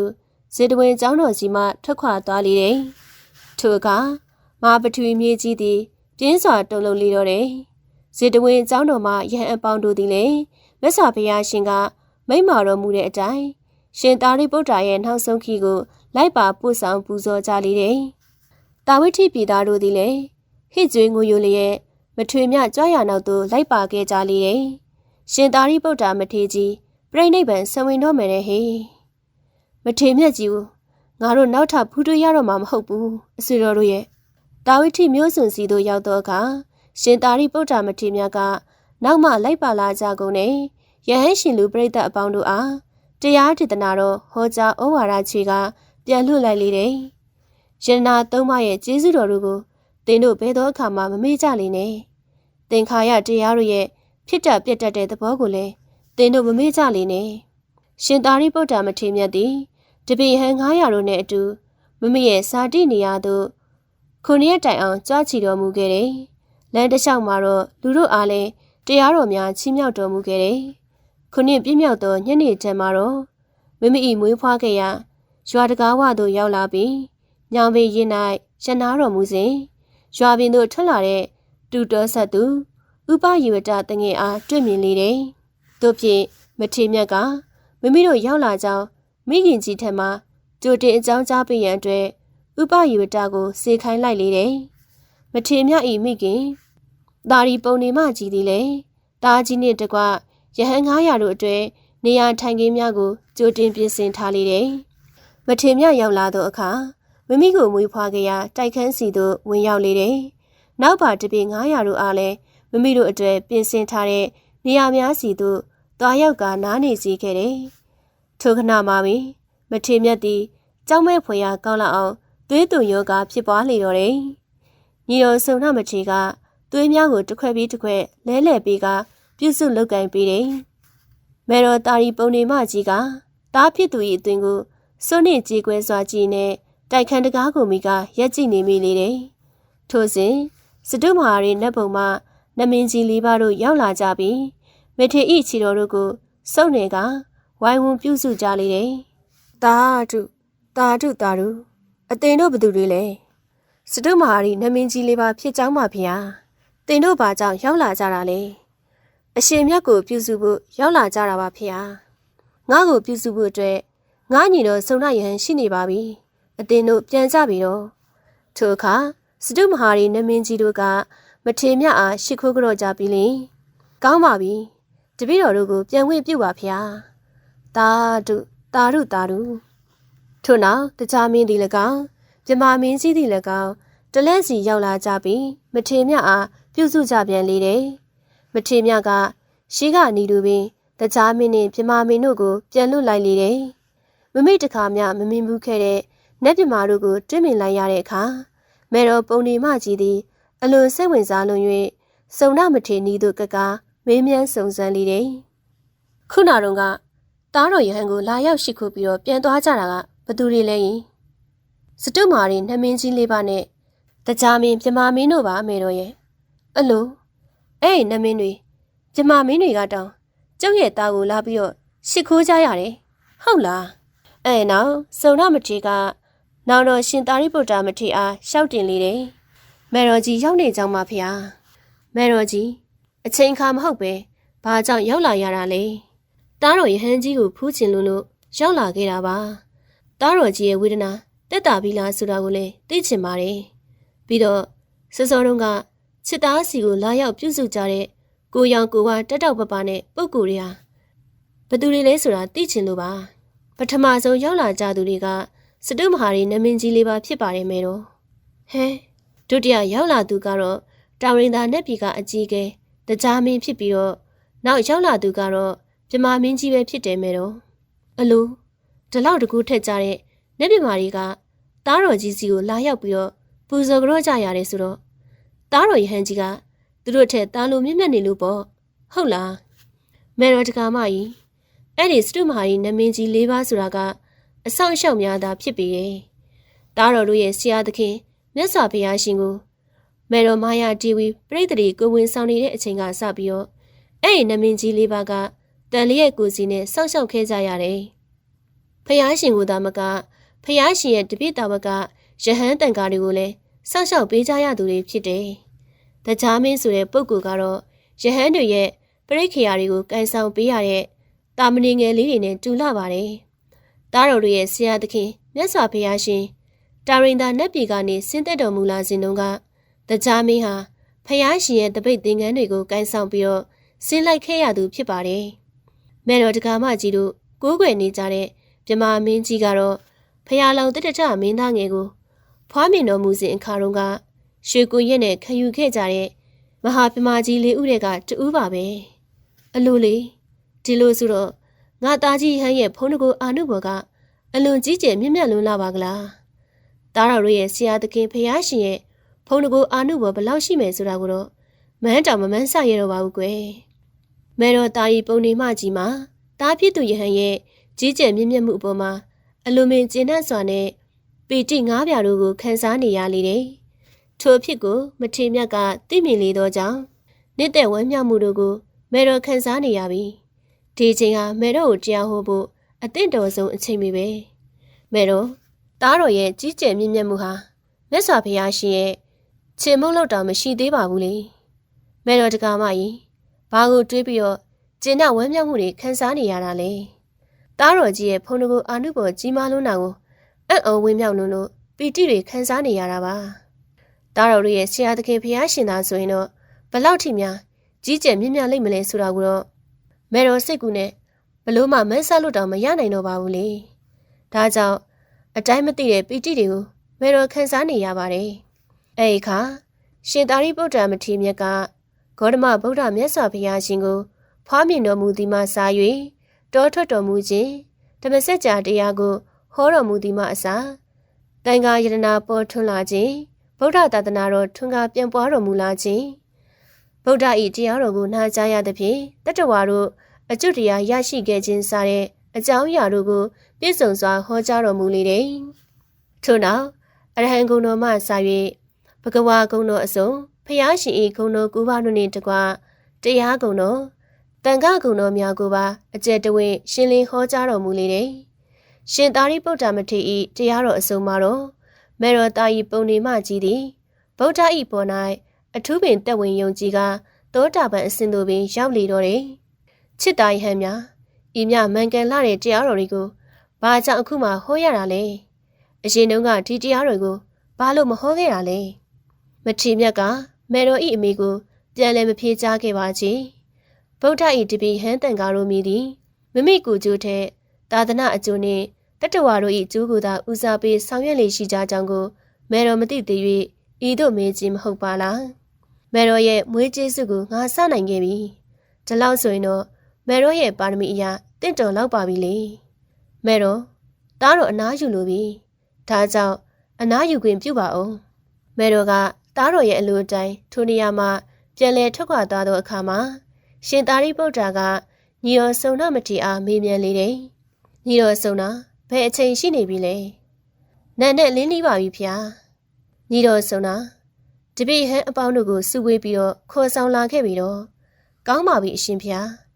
ယဟန်အပေါင်းတို့စုဝေးရောက်ရှိလာတဲ့အခါရှင်သာရိပုတ္တမထေရမြတ်က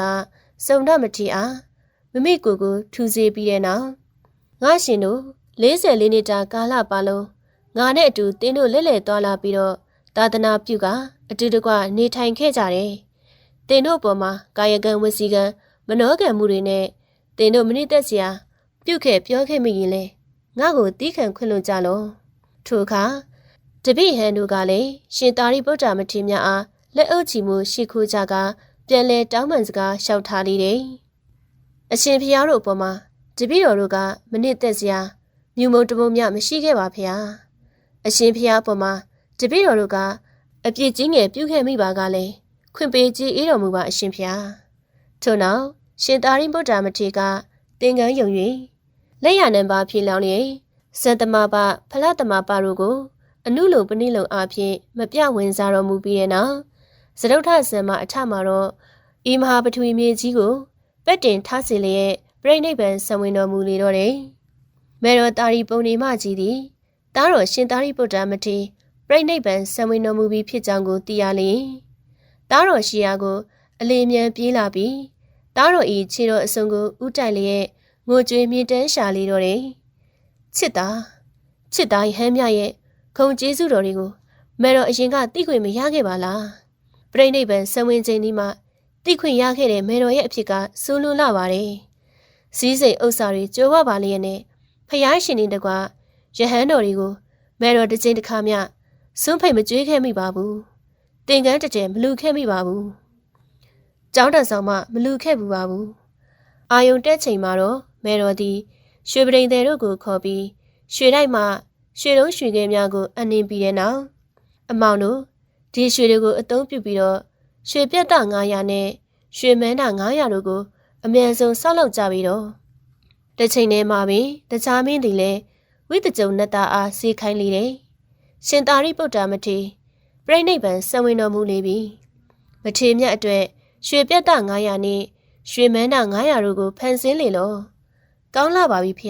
။ဝိတကြုံနတ်သားသည်လည်းတကြားမင်းစေခိုင်းတဲ့အတိုင်းရွှေပြတ်တာ900နဲ့ရွှေမန်းတာ900တို့ကိုဖန်ဆင်းလေတော့တယ်။ရွှေပရိန်သည်တို့ပြုတ်လုတဲ့ရွှေပြတ်တာရွှေမန်းတာတို့ပေါင်းတဲ့အခါမှာတော့အရေအတွက်အဖြစ်2000ရှိလေတယ်။ရွာအလယ်၌အကြီးဆုံးမန်းတာကြီးကိုထားကကြံပြတ်တာများမန်းတာများကိုအရန်အပြေထားရှိကဇာပနအခမ်းအနားကိုကျင်းပပူဇော်လေတယ်။နတ်အပေါင်းတို့ကလည်းလူပရိသတ်အပေါင်းနှင့်ယောနောက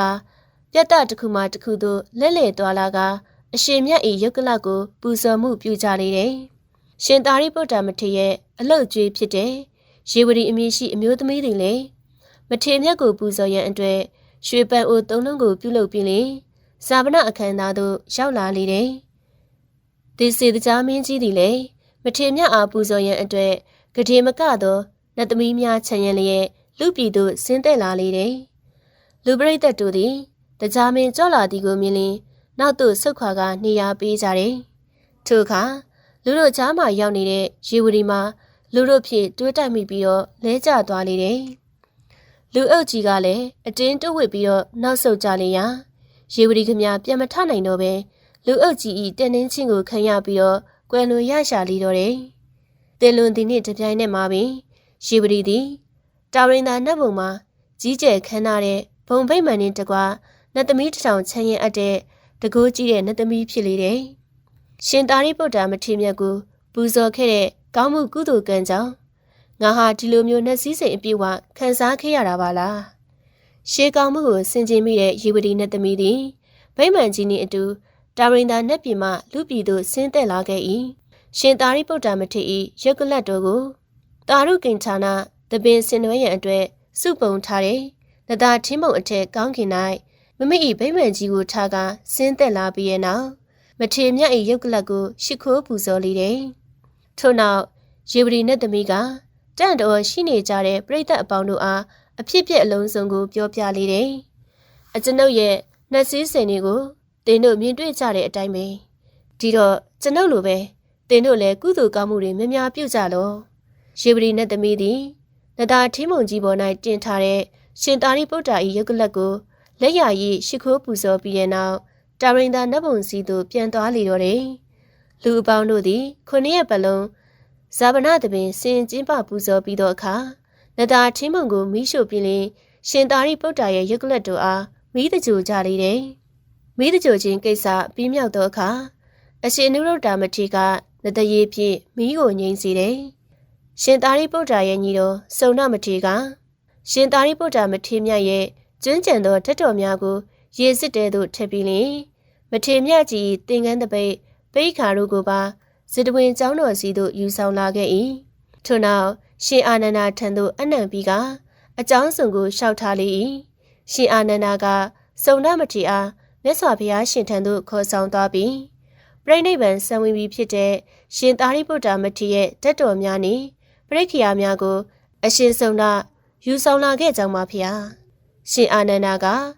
ဓာတ်တော်ထည့်ထားတဲ့ရေစစ်ကိုဖျားရှင်ထံဆက်ကားလေးရာဖျားရှင်ကလက်တော်ကိုစံတန်ကလက်ခံတော်မူပြီးလျှင်ဓာတ်တော်များကိုလက်ဖွားပေါ်၌တင်ထားလေချစ်သားယဟန်တို့လွန်ခဲ့တဲ့15ရက်ကရှင်သာရိပုတ္တရာဟာတကူပြရိခါပေါင်းများစွာကိုပြတ်တခဲ့ပြီးပြိဋိဘံဆံဝင်ဖို့ငါဖျားထံမှခွင့်ပန်သွားခဲ့တယ်အခုတော့အဲ့ရှင်သာရိပုတ္တရာရဲ့ကိုစားဟောဒီဓာတ်တော်များသာကြံခဲ့လေပြီးချစ်သားတို့ချစ်သားယဟန်တို့သာရိပုတ္တရာဟာတည်တင်ချင်တဲ့ကဘာတသိန်းတိုင်အောင်ပါရမီများကိုဖြည့်ဆင့်ခဲ့သူဖြစ်လို့ငါဖျားရဲ့လက်ရရန်ဧကတဝကအရာကိုရရှိခဲ့ခြင်းဖြစ်ပေတယ်။သာရိပုတ္တရာဟာစัจ java လာတိုက်တတောင်းမှာငါဖျားရှင်မတပါပညာအရာမှာအတုမရှိသူဖြစ်တယ်။မြတ်စွာဘုရားရှင်သည်ရှင်သာရိပုတ္တရာရဲ့ထူးခဲ့လာတဲ့ဂုဏ်ကျေးဇူးတော်တို့ကိုဂါထာပေါင်း900တို့နဲ့အကျယ်တဝင့်ချီးကျူးဟောကြားတော်မူလေတယ်။ရှင်အာနန္ဒာကလည်းမမိအားအမြဲမပြတ်သွန်သင်ဆုံးမခဲ့တဲ့ရှင်သာရိပုတ္တရာမထေရရဲ့ဂုဏ်ကျေးဇူးတော်တို့ကိုအောက်မေ့၍ယူကျုံမရစိတ်ထိခိုက်လာပါကြောင်းဖျားရှင်အားလျှောက်ကြားလေတယ်။ထိုအခါမြတ်စွာဘုရားရှင်ကအနိစ္စမမြဲသောတရားတော်တို့ကိုတရားဒေသနာဟောကြားကသောတာပန်အစဉ်များသာရှိသေးတယ်။ရှင်အာနန္ဒာအားနှစ်သိမ့်ဆုံးမတော်မူလေတယ်။မြတ်စွာဘုရားရှင်သည်ရှင်သာရိပုတ္တရာရဲ့အယုဒ္ဓတော်များကိုတာဝတိပြည်မှာဇီရီတဆူတည်ထားစေလေတယ်။ရှင်မောဂလန်မထေရမြတ်သည်တကူအရာ၌အထက်မြတ်ဆုံးတာဝကကြီးဖြစ်လေရာတာရင်သာနတ်ပြည်သို့ကြွတော်မူပြီးလျှင်မြတ်စွာဘုရားရှင်အဆုံးအမကိုခံယူခဲ့ဘူးသူတပိတာဝကယဟန်တို့နတ်စည်းစိမ်ခန်းစားနေကြရပုံတို့ကိုကိုရိုတိုင်းတွေ့ဆုံမေးမြန်းလေတယ်။တဖန်ရှင်မောဂလန်မထေရမြတ်သည်ငရဲပုံစီသို့ကြောက်ရောက်ပြီးကဒိဋ္ဌိယဟန်တို့ရဲ့တပြည့်များငရဲပုံ၌ကြီးစွာသောဆင်းရဲဒုက္ခခံစားနေရပုံများကိုလည်းကိုရွေရှုမြင်ကမေးမြန်းခဲ့ပြန်လေတယ်။ထို့နောက်ရှင်မောဂလန်သည်လူပြည်သို့ပြန်လည်ကြွချီတော်မူလာပြီးလျှင်တာရင်သာနတ်ပုံနှင့်ငရဲပုံမှအကြောင်းအရာတို့ကိုလူတို့အားဟောကြားကကောင်းမှုနှင့်မကောင်းမှုတို့၏အကျိုးပြစ်တို့ကိုပရိသတ်အပေါင်းသိစေအပ်လေတယ်။ထိုအခါတရားနာပရိသတ်အပေါင်းတို့သည်တရားအစစ်မှန်ဖြစ်တဲ့ဗုဒ္ဓရဲ့အဆုံးအမတရားတော်များအပေါ်၌တက်ဝင်ယုံကြည်လာကြပြီးအယူလွဲမှာမိစ္ဆာဝါဒီဒိဋ္ဌိတို့ကိုရှောင်ကျဉ်လာကြလေတော့တယ်။ထို့ကြောင့်ပင်ဒိဋ္ဌိတို့သည်ရှင်မောဂလန်မထေရမြတ်အားရန်ညိုကြီးဖွက်လေတော့တယ်။ဝိဘဟုသည်ကြာမရှိခင်ပြန်လဲတက်မျိုးမကောင်းကျိုးဖြင့်နောက်ပိုးလိုက်တဲ့သူ့ကိုဖြစ်ကကိုပြက်တက်စွာဤလူရွာဝဲဓမ္မတာအယုပမာနုမှုခါမျိုးချုံမျိုးတစ်ဆိုင်ပြိုကထိုမျိုးအလားမချားထူပြီးခါချိုတီတို့သားကြီးမင်ပြိုမပိုက်သူလို့သူ့ကိုတယံမကြော့ချမ်းနဲ့လူနန်းကိစ္စကျိုးမလှဘူးနိယာမမျိုးကောင်းအစိုးတီပြစ်ကျိုးနှစ်ပါးဖြစ်တညာကဖျားတော်မှမလွတ်ရဘူးမာကတီဝါအကျဉ်သူသည်ခင်မွန်းကြီး10ပါးတို့အားပြမကျွလူမိသည်ဖြစ်ညာအံထိုသူသည်တန်10ပါးဟုဆိုအပ်သောအပြစ်ဒဏ်များကိုဘဝမကူးမီမျက်မှောက်ကာလ၌ပင်လင်းမြန်စွာကြခံကြရပြီးတဲ့နောက်တေသည်ဤချားမဲ့၌အပယ်ငရဲသို့မလွဲမသွေကြာရောက်ရမည်သာတည်းခင်မွန်းကြီး10ပါးဟုရှေးစီယာတို့ခေါ်ဆိုသမုတ်ခဲ့ကြသူတို့မှာတနည်းအားဖြင့်မိမိ၏ကျေးဇူးရှင်အဆွေခင်ပွန်း10မျိုးကိုဆိုလိုခြင်းဖြစ်ပါတယ်။ထိုအဆွေခင်ပွန်း10မျိုးဟူသည်က1ဗုဒ္ဓမြတ်စွာဘုရားတပ္ပညုတဗုဒ္ဓ2ပစ္စေကဗုဒ္ဓပစ္စေကဗုဒ္ဓ3ယဟန္တာပုဂ္ဂိုလ်4ဗုဒ္ဓဘုရားရှင်၏လက်ဝဲရန်လက်ရရန်အက္ခတဝကများ5အမိ6အဖ9လေးစားထိုက်သူများမိမိထက်အသက်အရွယ်ကြီးခြင်းမိမိထက်အမျိုးမြတ်ခြင်းပညာကြီးခြင်းသီလသမာဓိရှိခြင်းစတဲ့ပုဂ္ဂိုလ်များရှေ့မိမိအားတွင်တင်ဆုံးမတော်သူကိုမိမိအားပေးကမ်းကူညီဘူးသူ30 တရားဟောပုဂ္ဂိုလ်ဟူ၍ဖြစ်တယ်။ဒဏ်10ပါးဟူသည်က1မိမိပိုင်ဥစ္စာပစ္စည်းများပျက်စီးဆုံးရှုံးရခြင်း2ဆွေမျိုးတို့တည်ကြည်ပျက်စီးကြရခြင်း3ခန္ဓာကိုယ်အင်္ဂါအစိတ်ပိုင်းတို့ပျက်စီးရခြင်း4ယူတုခြင်း5ကုသ၍မပြောင်းနိုင်တဲ့ယောဂဇုများဆွဲကပ်ခံရခြင်း6မိမိဂုဏ်သိက္ခာထိခိုက်စေလောက်အောင်ဆွဆွဲပြောဆိုခံရခြင်း9မီးလောင်ခံရခြင်း10ပြင်းထန်စွာဝေဒနာခံစားရတဲ့ယောဂဇုများဖြစ်ခြင်း9မင်းပြင်းမင်းနှံသိခြင်း10တရားရင်ဆိုင်မှုမှာရှုံးနေရခြင်းဟူ၍ဖြစ်ပါတယ်မပြစ်မှားကောင်းသောမပြစ်မှားထိုက်သည့်ပုဂ္ဂိုလ်အားပြစ်မှားကျူးလွန်ရန်စတဲ့အခြေတည်လျက်ရှိတဲ့နေရာကဒိဋ္ဌိတက္ကတုတို့ရဲ့ဝိဟာရအကြောင်းတစ်ခုအတွင်း၌ဖြစ်လေတယ်ခိုးသားဓမြကြီးတာမဏဂုတ္တကသည်ရိုင်းဆိုင်စွာမမကြီးရလျက်ရှိ၏သူသည်ဘလူးတကောင်ထက်ပင်ရုပ်ရောစိတ်ပါကြမ်းတမ်းခက်ထန်ပြီးတော့ရန်ကာရက်ဆက်တက်တဲ့လက်မယုံခိုးသားကြီးတူဖြစ်တယ်ခိုးသားကြီးတာမဏဂုတ္တကသည်အလိုရမဲ့လဲအလွန်ကြီး၏စင်လေကောက်ချမှုအရာ၌လဲသူတွေထက်သားလုံး၏အမိုက်ကန်းကုန်နေတဲ့တမဏဂုတ္တကကိုရှင်တုနိုင်သူဟု၍သူ့ပတ်ဝန်းကျင်သူ့လောက၌တူတယောက်များမရှိကြမင်းဘသူလဲဘာကိစ္စလဲငါတို့ခွင့်မပြုပဲဘသူမှမသွားရဘူးတာမဏဂုတ္တကသည်သူ့အားဟန်ကြားလာတဲ့ဒိဋ္ဌိတို့ကိုရုတ်တရက်တွန်းဖယ်လဲဖြူကသူ့လန်သူဆက်၍လျှောက်သွား၏ဘလူဟာကြီးလဲဟာဘလူနေနကကနုတ်ခံခုံကြီးပေါ်မှာထိုင်လျက်ငိုင်မီးနေတဲ့ဒိဋ္ဌိတက္ကတွန်ဆရာကြီးကရုံတုံကပြိုလဲတဲ့များကြောင့်ဖြက်ခနဲနူးလာတယ်ဒိဋ္ဌိဆရာကြီးသည်သူ၏အလွန်ပြင်းပြောင်းလာတဲ့မျက်လုံးကိုအိတ်ချင်ငိုင်မီးနေရာမှာအသာဖွင့်ကြည့်တယ်ဒိဋ္ဌိဆရာကြီးမှာ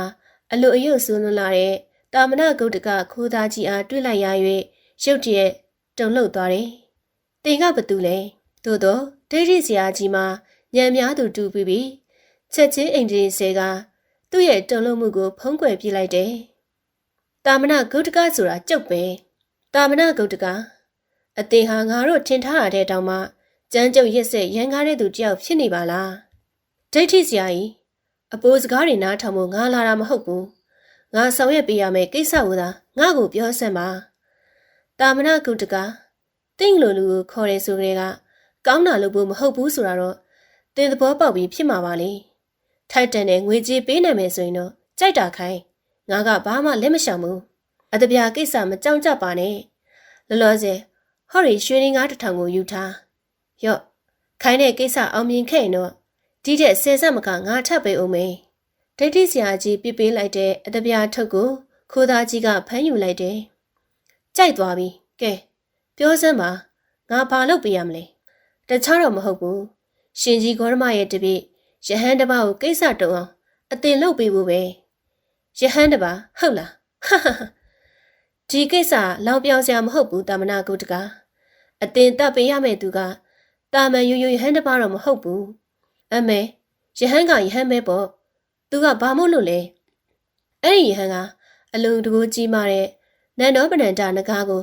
နှိတ်ကိုဆုံးမနိုင်ခဲ့တယ်လို့နတ်ပြည်ကိုလည်းတက်နိုင်တယ်ငရဲပြည်ကိုလည်းဆင်းနိုင်သူဖြစ်တယ်တကူအရာမှာအေတရရထားတဲ့အဲ့ဒီယဟန်ကသူတကူစမ်းနေပြလို့ငါတို့ရဲ့တကားတွေကိုစီးယုံခေါ်သွားတော့ငါတို့ရဲ့လက်လာပါတွေအကုန်ရောက်ကုန်တာပေါ့ငါတို့ရဲ့တပြည့်တကားတွေကိုလည်းသူကငရဲနဲ့ချောက်နတ်ပြည်နဲ့မြောက်ပြီးတော့သူ့ကိုကူးခွင့်အောင်မြူဆွဲခေါ်သွားပြီလေဒီတော့အဲ့ဒီတကားတွေအားလုံးငါတို့ကိုစွန့်မလောင်ကြတော့ဘူးပေါ့သူဟာငါတို့ကိုဒုက္ခပေးခဲ့မိပေါင်းများလာပြီဒီတော့သူ့ကိုလက်စားချေခြင်းနဲ့ဒါပေမဲ့သူကတကူအရာမှာအေတက်ကြရထားတဲ့တကူရှင်လည်းဖြစ်နေတော့တို့လည်းအခက်တွေ့နေကြတာတကူရှင်မကလို့ဘာရှင်ကြီးပဲဖြစ်ဖြစ်ငါရအောင်တတ်ပြမယ်လူပေါင်းများစွာကိုပရက်စက်ကလေးတွေတတ်တယ်လို့တတ်လာခဲ့တဲ့တာမဏဂုတ္တကဆိုတာကြုတ်ပဲဟာရက်သက်တာတပတ်ခန့်ကြာတဲ့အခါခိုးသားကြီးတာမဏဂုတ္တ၏တပိခိုးသားငယ်ဝင်ကန်တသည်ရှင်မမောက်ကလန်မထေနှင့်သက်ဆိုင်တဲ့အကြောင်းအရာအစုံလင်တို့ကိုစုံစမ်းပြီးတာမဏဂုတ္တကအားပြောပြရန်ရောက်ရှိလာလေတော့တယ်ဘလို့လဲဟဲ့ဝင်ကန်တာအကြောင်းစုံသိခဲ့ပြီလားဟုတ်ကဲ့အလုံးစုံသိခဲ့ရပါတယ်ဆရာကြီးကိုယဟန်ဘယ်မှာရှိနေတယ်ဘယ်ကိုသွားတာလာတက်တယ်ဆိုတော့အတိအကျစုံစမ်းလို့ရခဲ့ရလားကွ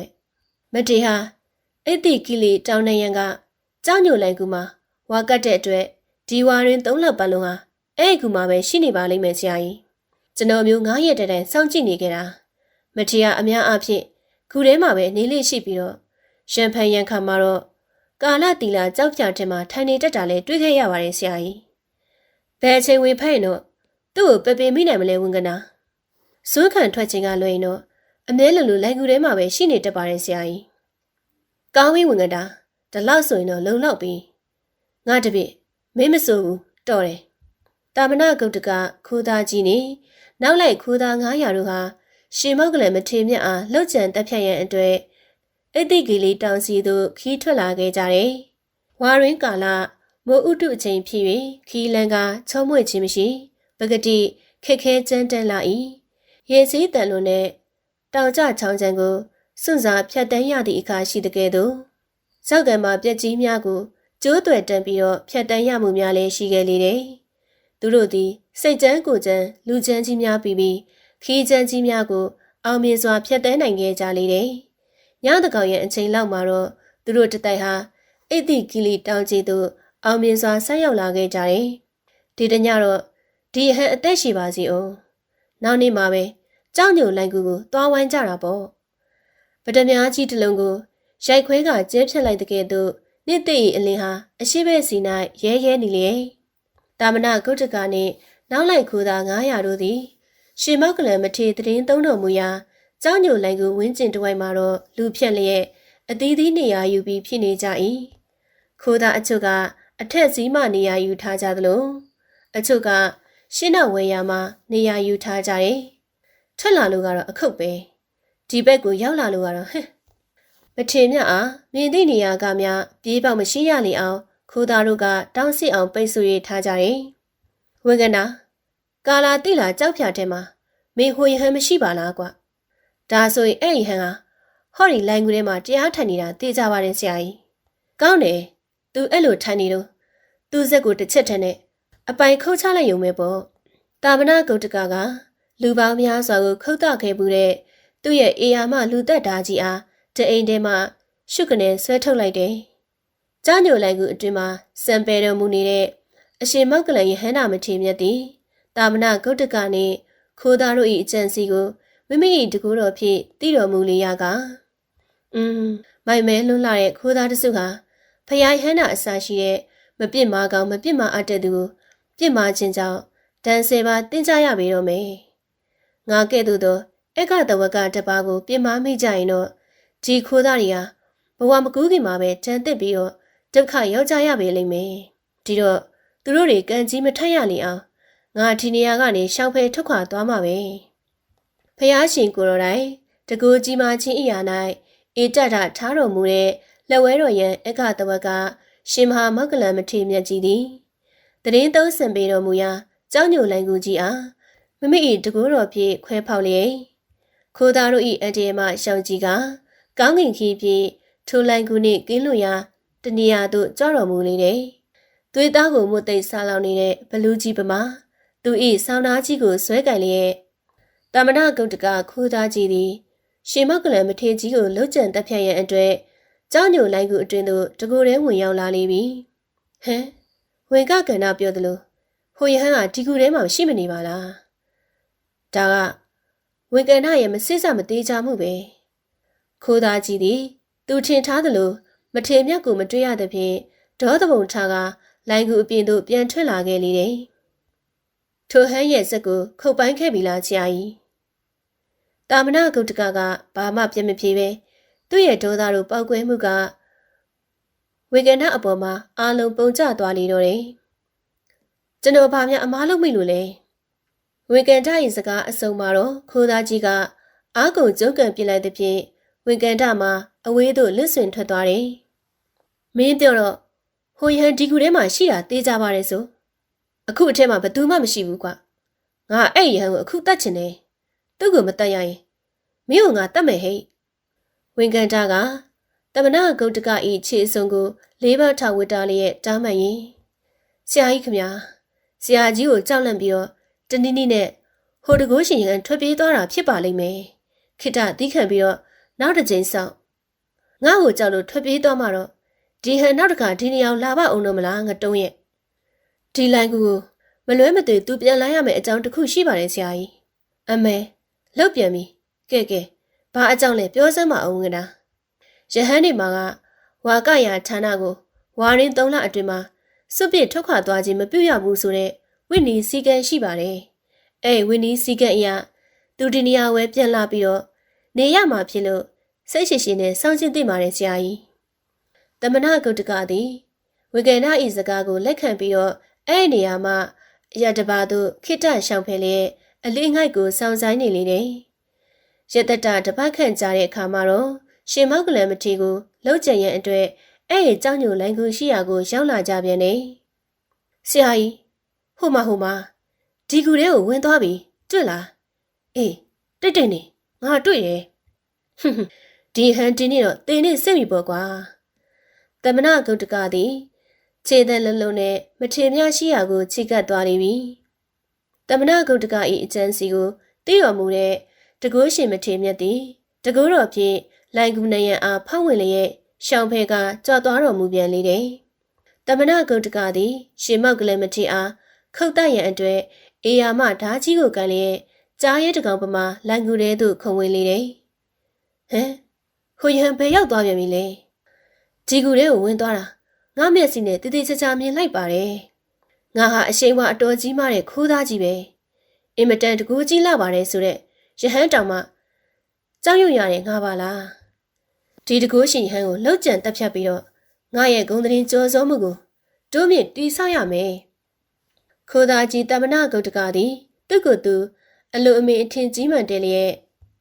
လက်ဝဲတော်ရန်အကတဝကကြီးဖြစ်တော်မူတဲ့ရှင်မောက်ကလန်မထေမြတ်အားကိုရီလက်ရောက်ကာယကံမြောက်ပြမတက်ဖြတ်လိုသောအကြံဖြင့်စိတ်ရှည်လက်ရှိနောက်ထပ်တစ်ကြိမ်ကိုစောင့်ဆိုင်ပြန်လေတယ်ကာလတီလာကြောက်ဖြာထင်မှာတော့စနေတော်မူတဲ့ရှင်မောက်ကလန်မထေမြတ်သည်မမိထံသို့အန်တရာပြုရန်ရောက်ရှိနေတဲ့ခိုးသားတို့ရဲ့အခြေအနေကြောင့်ဤအကြောင်းဖြစ်ပေါ်လာမှုအကြောင်းရင်းကိုယဟန္တာတို့ရဲ့ဉာဏ်တော်ဖြင့်ကြည့်ရှုလေရာမထေမြတ်ပါရမီနုစဉ်ရှေးအတိတ်ဘဝတစ်ခု၌ကိုယ်တိုင်ပြုခဲ့မှုတဲ့မကောင်းမှုတစ်ခုအတွက်ဝှေ့ကြွေးဖြစ်ကြောင်းကိုစင်ကြင်သိရှိတော်မူလေတယ်။ထိုစဉ်ဘဝတုန်းကရှင်မောက်ကလန်လောင်လျာသည်မယားဖြစ်သူ၏လက်စားကုန်းချောစကားကိုမစင်ခြင်းမစင်စားပဲယုံကြည်မှာကမမိ၏မျက်မမြင်မိအိုဖအိုတို့ကိုအဝင်းနေဆွေမျိုးများထံသို့အလဲပခီဖြင့်လိုက်လံပို့ဆောင်ပေးမည်ဟုမကောင်းသောအကြံစီဖြင့်လိန်ညာလှည့်စားလျက်လူသူမနီးရာဒေါ်ရစ်တနေရာစီသို့ခေါ်ဆောင်လာခဲ့လေတော့တယ်။လူသူကင်းပြရာသို့ရောက်သောအခါရှင်မောက်ကလန်လောင်လျာသည်မိမိကိုယ်ကိုခိုးသားတစ်ပြဟန်ဆောင်လျက်မျက်မမြင်မိအိုဖအိုတို့အားအကျဉ်းနာကင်းမဲစွာနဲ့မညာမတာရိုက်ပုတ်ထူထောင်နှိပ်စက်သဖြင့်မျက်မမြင်မိအိုဖအိုနှစ်ပါးတို့မှာအသက်အရွယ်နေမမျှအောင်ပင်ရိုက်နဲ့ညှင်းဆဲခံရမှုတို့ကြောင့်အယူအသားတို့ကျင်မွလျက်သွေးတန်ရဲရဲတို့ယိုစီးထွက်ကြလာ၏တားရီဒီသားကိုမလာနဲ့အဖေတို့စီကိုမလာနဲ့မျက်မမြင်မိအိုဖအိုတို့ကမိမိတို့ရိုက်နဲ့ခံရ၍နာကျင်ခံစားနေရသည်ကိုပင်ဂရုမစိုက်ကြပဲမိဘမေတ္တာကြီးမားစွာနဲ့တားဖြစ်သူအား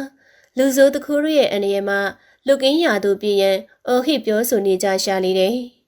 လူဆိုးတမြောက်တွေအမေတို့ကိုရိုက်နဲ့နှိပ်စက်နေကြပြီအမေတို့စီကိုမလာနဲ့တားရီ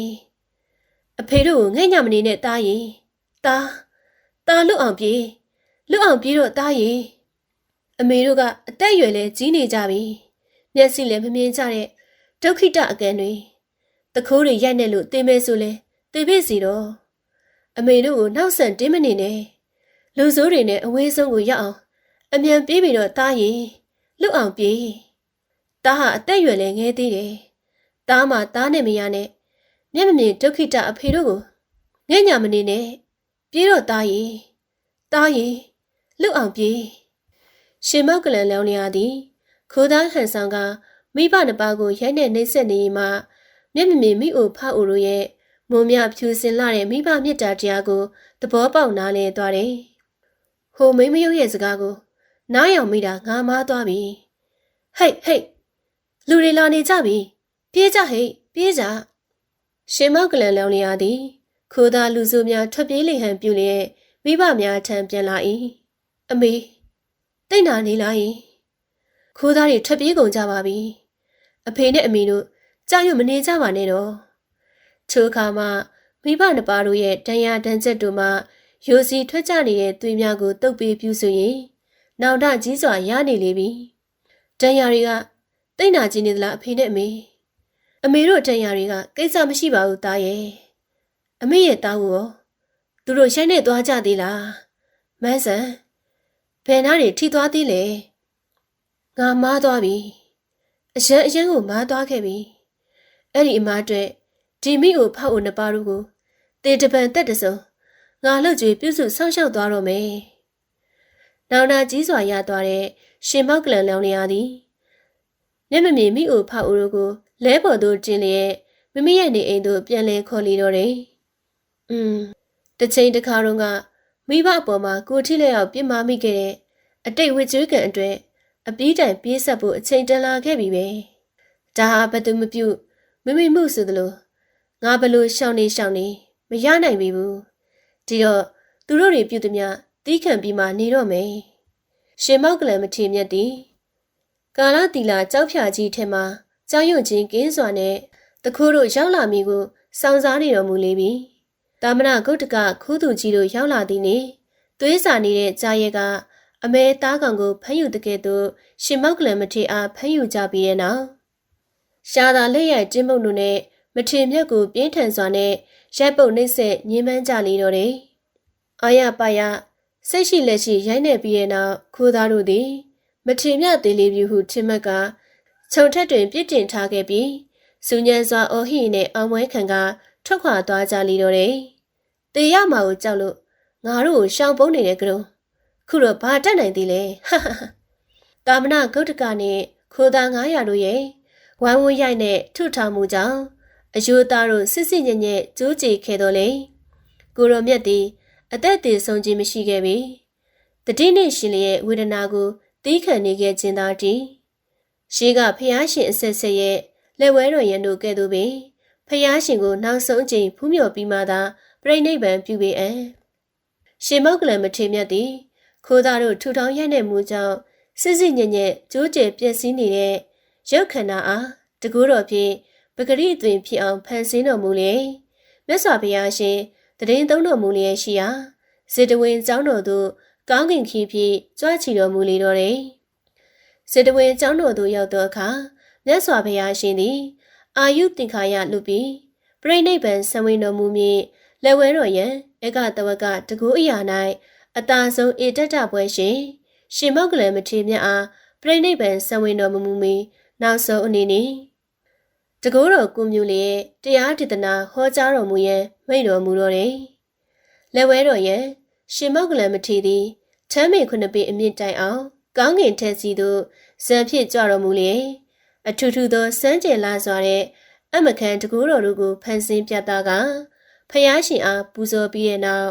ပရိသတ်အပေါင်းတို့ကိုတရားဟောကြားတော်မူလေတယ်ထို့နောက်မထေမြတ်သည်စေတဝင်ကျောင်းတော်မှမိမိတရင်သုံးတော်မူရာကျောင်းညိုလိုင်းကူသို့ပြန်လဲကြွသွားတော်မူပြီးကာလတီလာကြောက်ဖြာထင်၌ပြိဋိဘံဆံဝင်တော်မူလေတယ်မြတ်စွာဘုရားရှင်သည်ရှင်မောက်ကလန်မထေမြတ်ရဲ့တာရုကိလနသဘင်ဆင်နွှဲရာအိတိကိလီတောင်စီသို့ကိုယ်တိုင်ကြွချီလျက်လက်ဝဲတော်ရန်တပြည့်တာဝကကြီးရဲ့ရုပ်ကလတ်တော်ကိုမိသကြိုမှုပြုလေတယ်ထို့သောမိသကြိုပြီးတဲ့နောက်ကျွင်းကြံရတဲ့ထက်တော်တို့ကိုစေတဝင်ကျောင်းတော်စီသို့ဆောင်ယူတော်မူခဲ့ပြီး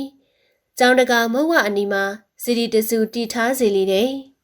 ရာဇကြိုပြည့်ရှင်အစရတမင်းကြီးသည်ထိုတဲ့င်းကိုကြားရသည်နှင့်ရှင်မောက်ကလန်မထေမြတ်ကိုလှုပ်ကြံသူတို့အားစုံစမ်းဖော်ထုတ်ပြီးတော့ချက်ချင်းပင်ဖန်စီရန်အမိန့်ထုတ်လေတော့တယ်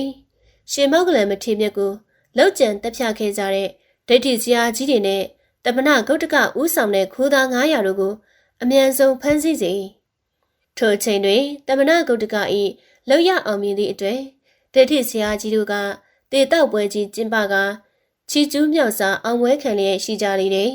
။တောက်စာမူယူပျော်ပါနေကြတဲ့ဒိဋ္ဌိတို့နှင့်ခိုးသား900တို့ကိုရာဇကြိုမှစစ်တီရဲမဲ့တို့ကရောက်ချီဝင်ရောက်ကဖမ်းဆီးလိုက်ကြတော့တယ်။ဗုဒ္ဓတသနာတော်ကိုကြီးညိုကိုင်းဆိုင်တဲ့အစရတမင်းသည်လက်ဝဲတော်ရဲ့မထေမြတ်ကြီးအား လောက်ကျန်ကြတဲ့ဒိဋ္ဌိဆရာကြီးနှင့်တာမဏဂုတ္တကခိုးသားကြီးတို့အား၎င်းသူတို့၏တပြည့်နောက်လိုက်တို့အား၎င်းသင်္ကမိုက်သားအားလုံးကိုမီးလောင်တိုင်းသွင်းပြီးတော့မသိမချင်းသက်စေအများသူတို့ရှင်မောင်ပါပင်တရားစီရင်လျက်ပြစ်မှုထင်ရှားသဖြင့်ထိုသူတို့ကိုပြင်းထန်သောပြည်တယ်များချမှကအပြစ်ပေးတော်မူလေတော့တယ်အစတတမင်း၏အာနာပခွေတာသူတက်တူကထိုရဇဝေသားတို့ကိုခါးတိုင်အောင်မြေရင်းတွင်တူ၍မြုပ်ကြ၏ထို့နောက်မြေပြင်အထက်၌ပေါ်နေတဲ့သူတို့၏ကိုယ်ခန္ဓာအထက်ပိုင်းအားလောင်စာကောက်ယူတို့ဖြင့်ဖုံးအုပ်စီကစတင်၍မိတိုက်ကြလေပြီဤကရှင်း၌ဖော်ပြခဲ့တဲ့အတိုင်းခင်မွန်းကြီး10ပါးကိုပြမသူတို့သည်သူတို့၏မကောင်းမှုအတွေ့ဘဝမချမီဒိဋ္ဌဓမ္မချက်ချင်းအကျိုးပေးခြင်းဖြစ်၏ထိုသူတို့ခံရမည်ဖြစ်သောတန်10ပါးအနက်မင်းပြင်းမင်းတန်ခံရခြင်းပြင်းစွာသောဝေဒနာခံရခြင်းမိဘသိခံရခြင်းအစရှိတဲ့ပြစ်ဒဏ်များကိုပြည့်၍မလိုနိုင်ထိုမှတစ်ဖက်ဤဘဝမှတည်သည့်ဤအခြားမင်း၌အပင်ငရဲမှာနေကာလပေါင်းများစွာကြားခံကြရအောင်မည်သာတည်းရှင်တော်ဂေါတမဗုဒ္ဓမြတ်စွာဘုရားသည်လက်ဝဲတော်ရန်အဂတဝကရှင်မောက်ကလံမထေမြတ်ကိုယ်တိုင်ကျေနပ်စွာနဲ့အပိသက်ပေးဆခဲ့ရတဲ့ကိစ္စနဲ့ဆန်လင်း၍မထေမြတ်၏အတိတ်ဘဝဟောင်းစီမှပြုခဲ့မှုတဲ့မကောင်းမှုကံ၏ဝိကျိုးတော်အကြောင်းကိုတပည့်ဟန်အပေါင်းနှင့်တရားနာပရိသတ်အပေါင်းတို့အားထုတ်ဖော်ဟောကြားလျက်ခင်မွန်းကြီး10ပါးအပေါ်မှာမပြစ်မှားကြစေရန်ဆုံးမတော်မူလေတယ်အကျဉ်သူသည်မကောင်းမှုအကုသိုလ်ကံကိုကျူးလွန်မိညာအံထိုသူသည်အစိတ်တီကိုစားမိတကယ်သူသာတည်ထိုအကုသိုလ်၏အစိတ်တီကတဘဝတည်းတင်ရသည်မဟုတ်တန်တရားဘဝအဆက်ဆက်အစဉ်လိုက်၍အစိတ်သိနေလေတော့တယ်ဓမ္မပဒကောင်းနှုတ်ချေထို့သောဘဝတန်တရားတစ်လျှောက်လုံးမကောင်းမှုအကုသိုလ်၏အစိတ်သိခြင်းခံခဲ့ရတဲ့ထင်ရှားသည့်ယဟန္တာမထေရကြီးတစ်ပါးမှာစက္ခုပါလမထေရမြတ်ကြီးဖြစ်လေတယ်စက္ခုပါလမထေရကြီးရဲ့ဝိကျွေအစပြုခဲ့ရခြင်းသည်ကအတိတ်ဘဝတန်တရားမှာတခုသောဘဝ၌စက္ခုပါလမထေရမြတ်အလောင်းလျာသည်ဘာနတိပြည်တဝံလက်လက်၍စေကုသသောတမားတော်တယောက်ဖြစ်ခဲ့ပူလေတယ်။ဒီနေ့မှာတော့တမားတော်ကြီးသည်ရွာစဉ်လက်လက်ကစေကုသရင်နဲ့ရွာကြီးတရွာသို့ရောက်ရှိလာခဲ့တယ်။ရွာလယ်လမ်းမအတိုင်းရှောက်လာစဉ်မှာတော့အိုးအမေဟဲ့ဒီကလေးမနဲ့ဘလို့ဖြစ်လို့ကျုပ်ကိုဝင်တိုက်ရတာလဲ။ကျမမျက်မမြင်ဒုက္ခိတမှုအခုလိုဝင်တိုက်မိတာပါရှင်။ခွလွတ်ပါနော်။အော်လက်ဆက်တတ်တော့တူမကြီးကမျက်မမြင်ဒုက္ခိတပဲကိုလုံလုံလျာကြီးကွယ်နေတာတော့မဟုတ်ပါဘူးရှင်ဝေဝဝလောက်ပဲမြင်ရလို့အခုလိုဖြစ်ရတာပါမိန်းကလေးရဲ့အဖြစ်ကကြက်ကန်ဆန်အိုးတိုးဆိုသလိုဖြစ်နေပြီဦးကြီးတော်ကမျက်မမြင်ဒုက္ခိတတွေကိုကုသကဲတင်ပေးနေတဲ့တမားတော်ပဲကွဟာဒါဆိုကျမကိုကဲပါအောင်ဆရာရဲ့တစိတ်လောက်ကျမအိမ်ကိုကြွပါနော်ဒုက္ခိတမိန်းကလေးအိမ်သို့ရောက်လေကျမဘွားဟော်ရီလူမမဲကလေးနှစ်ယောက်ကိုရှာဖွေကျွေးမွေးနေရတဲ့မဟုတ်ဆိုးမှဘွားပါဒါကြောင့်ကျမကိုမျက်မမြင်ဒုက္ခိတဘွားကကျွတ်လွတ်သွားအောင်ကဲမပါဆရာရဲ့စိတ်ချတငယ်မှာဝိနာကန္နာကလွယ်လို့ဆရာကုသလို့မရတဲ့မျက်စိယောဂလောကမှာမရှိသေးဘူးဒါပေမဲ့ကလေးမဆင်းရတော့စေကုသခအဖြစ်ငွေကြီးတော့မတက်နိုင်ပါဘူးရှင်ဒါပေမဲ့ဆရာကုသလို့ကျမမျက်စိနှကွင်းအလင်းရခဲ့ရင်ဖြင့်ကျမတို့သားမိတွေဆရာစီမှာတစ်သက်လုံးကျုံခံသွားပါမယ်ဆရာရဲ့ဒါဆိုလဲဆရာကျင်တတ်ပါတယ်လေဂရိတော်တီးပါစီနော်တငယ်မတမားတော်ကပျော်ပျော်ဆူဆူစေကုသရန်လုပ်ငန်းစတော့တယ်တမားတော်သည်သူ့ရဲ့ရင့်ကျသောစေပညာထက်မြက်သောဇီဝတို့နဲ့စေကုသပေးလိုက်ရာ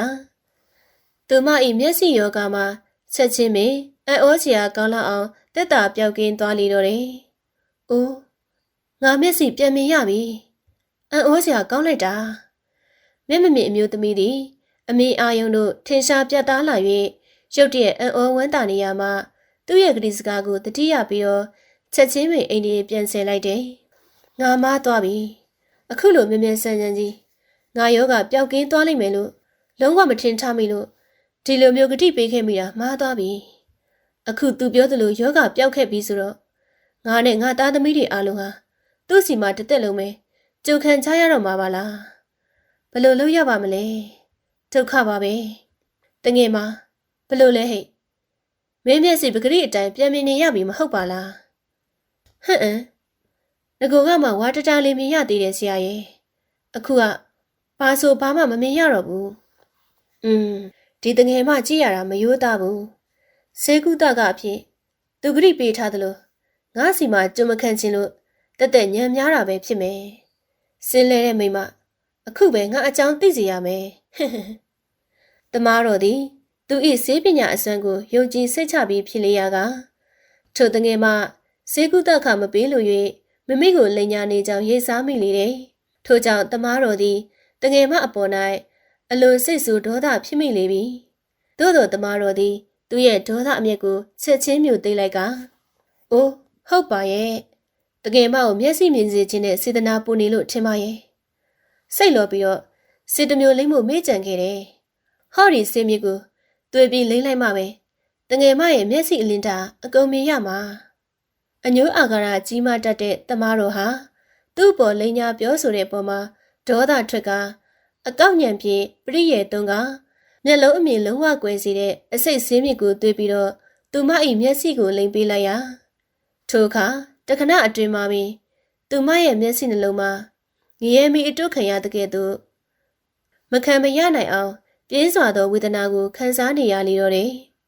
ထိုတငယ်မ၏မျက်လုံးတစ်ဖက်မှရဲရဲနေသောသွေးစိမ့်ရှင်တို့ယူစည်းထွက်ကြလာတယ်ဆရာရဲ့ကျမမားပါတယ်ကျမဆရာကိုမစင်မကြေလှိန်ညာလိုက်မိပါတယ်ခွတ်လို့ပါဆရာရဲ့ကျမကိုတနာပါရှင်ကျမမျက်စိကိုပြန်မြင်ရအောင်ကုပေးပါနော်ကျမပေးတဲ့ဂရိအတိုင်းတသက်လုံးကြိုခံပါမယ်ကျမကိုတနာပါဝေဒနာကိုအလူးလဲခံစားနေရင်ကမမေရဲ့အမကိုသိမြင်နှောင်းတရလဲသူမသည်တမားတို့အားအတနာခံတောင်းပန်နေရှာလေတယ်ကျမတို့တာမီဆရာစီမှာအမှန်တကယ်ကြုံခံပါမယ်နော်တကယ်ပြောတာပါ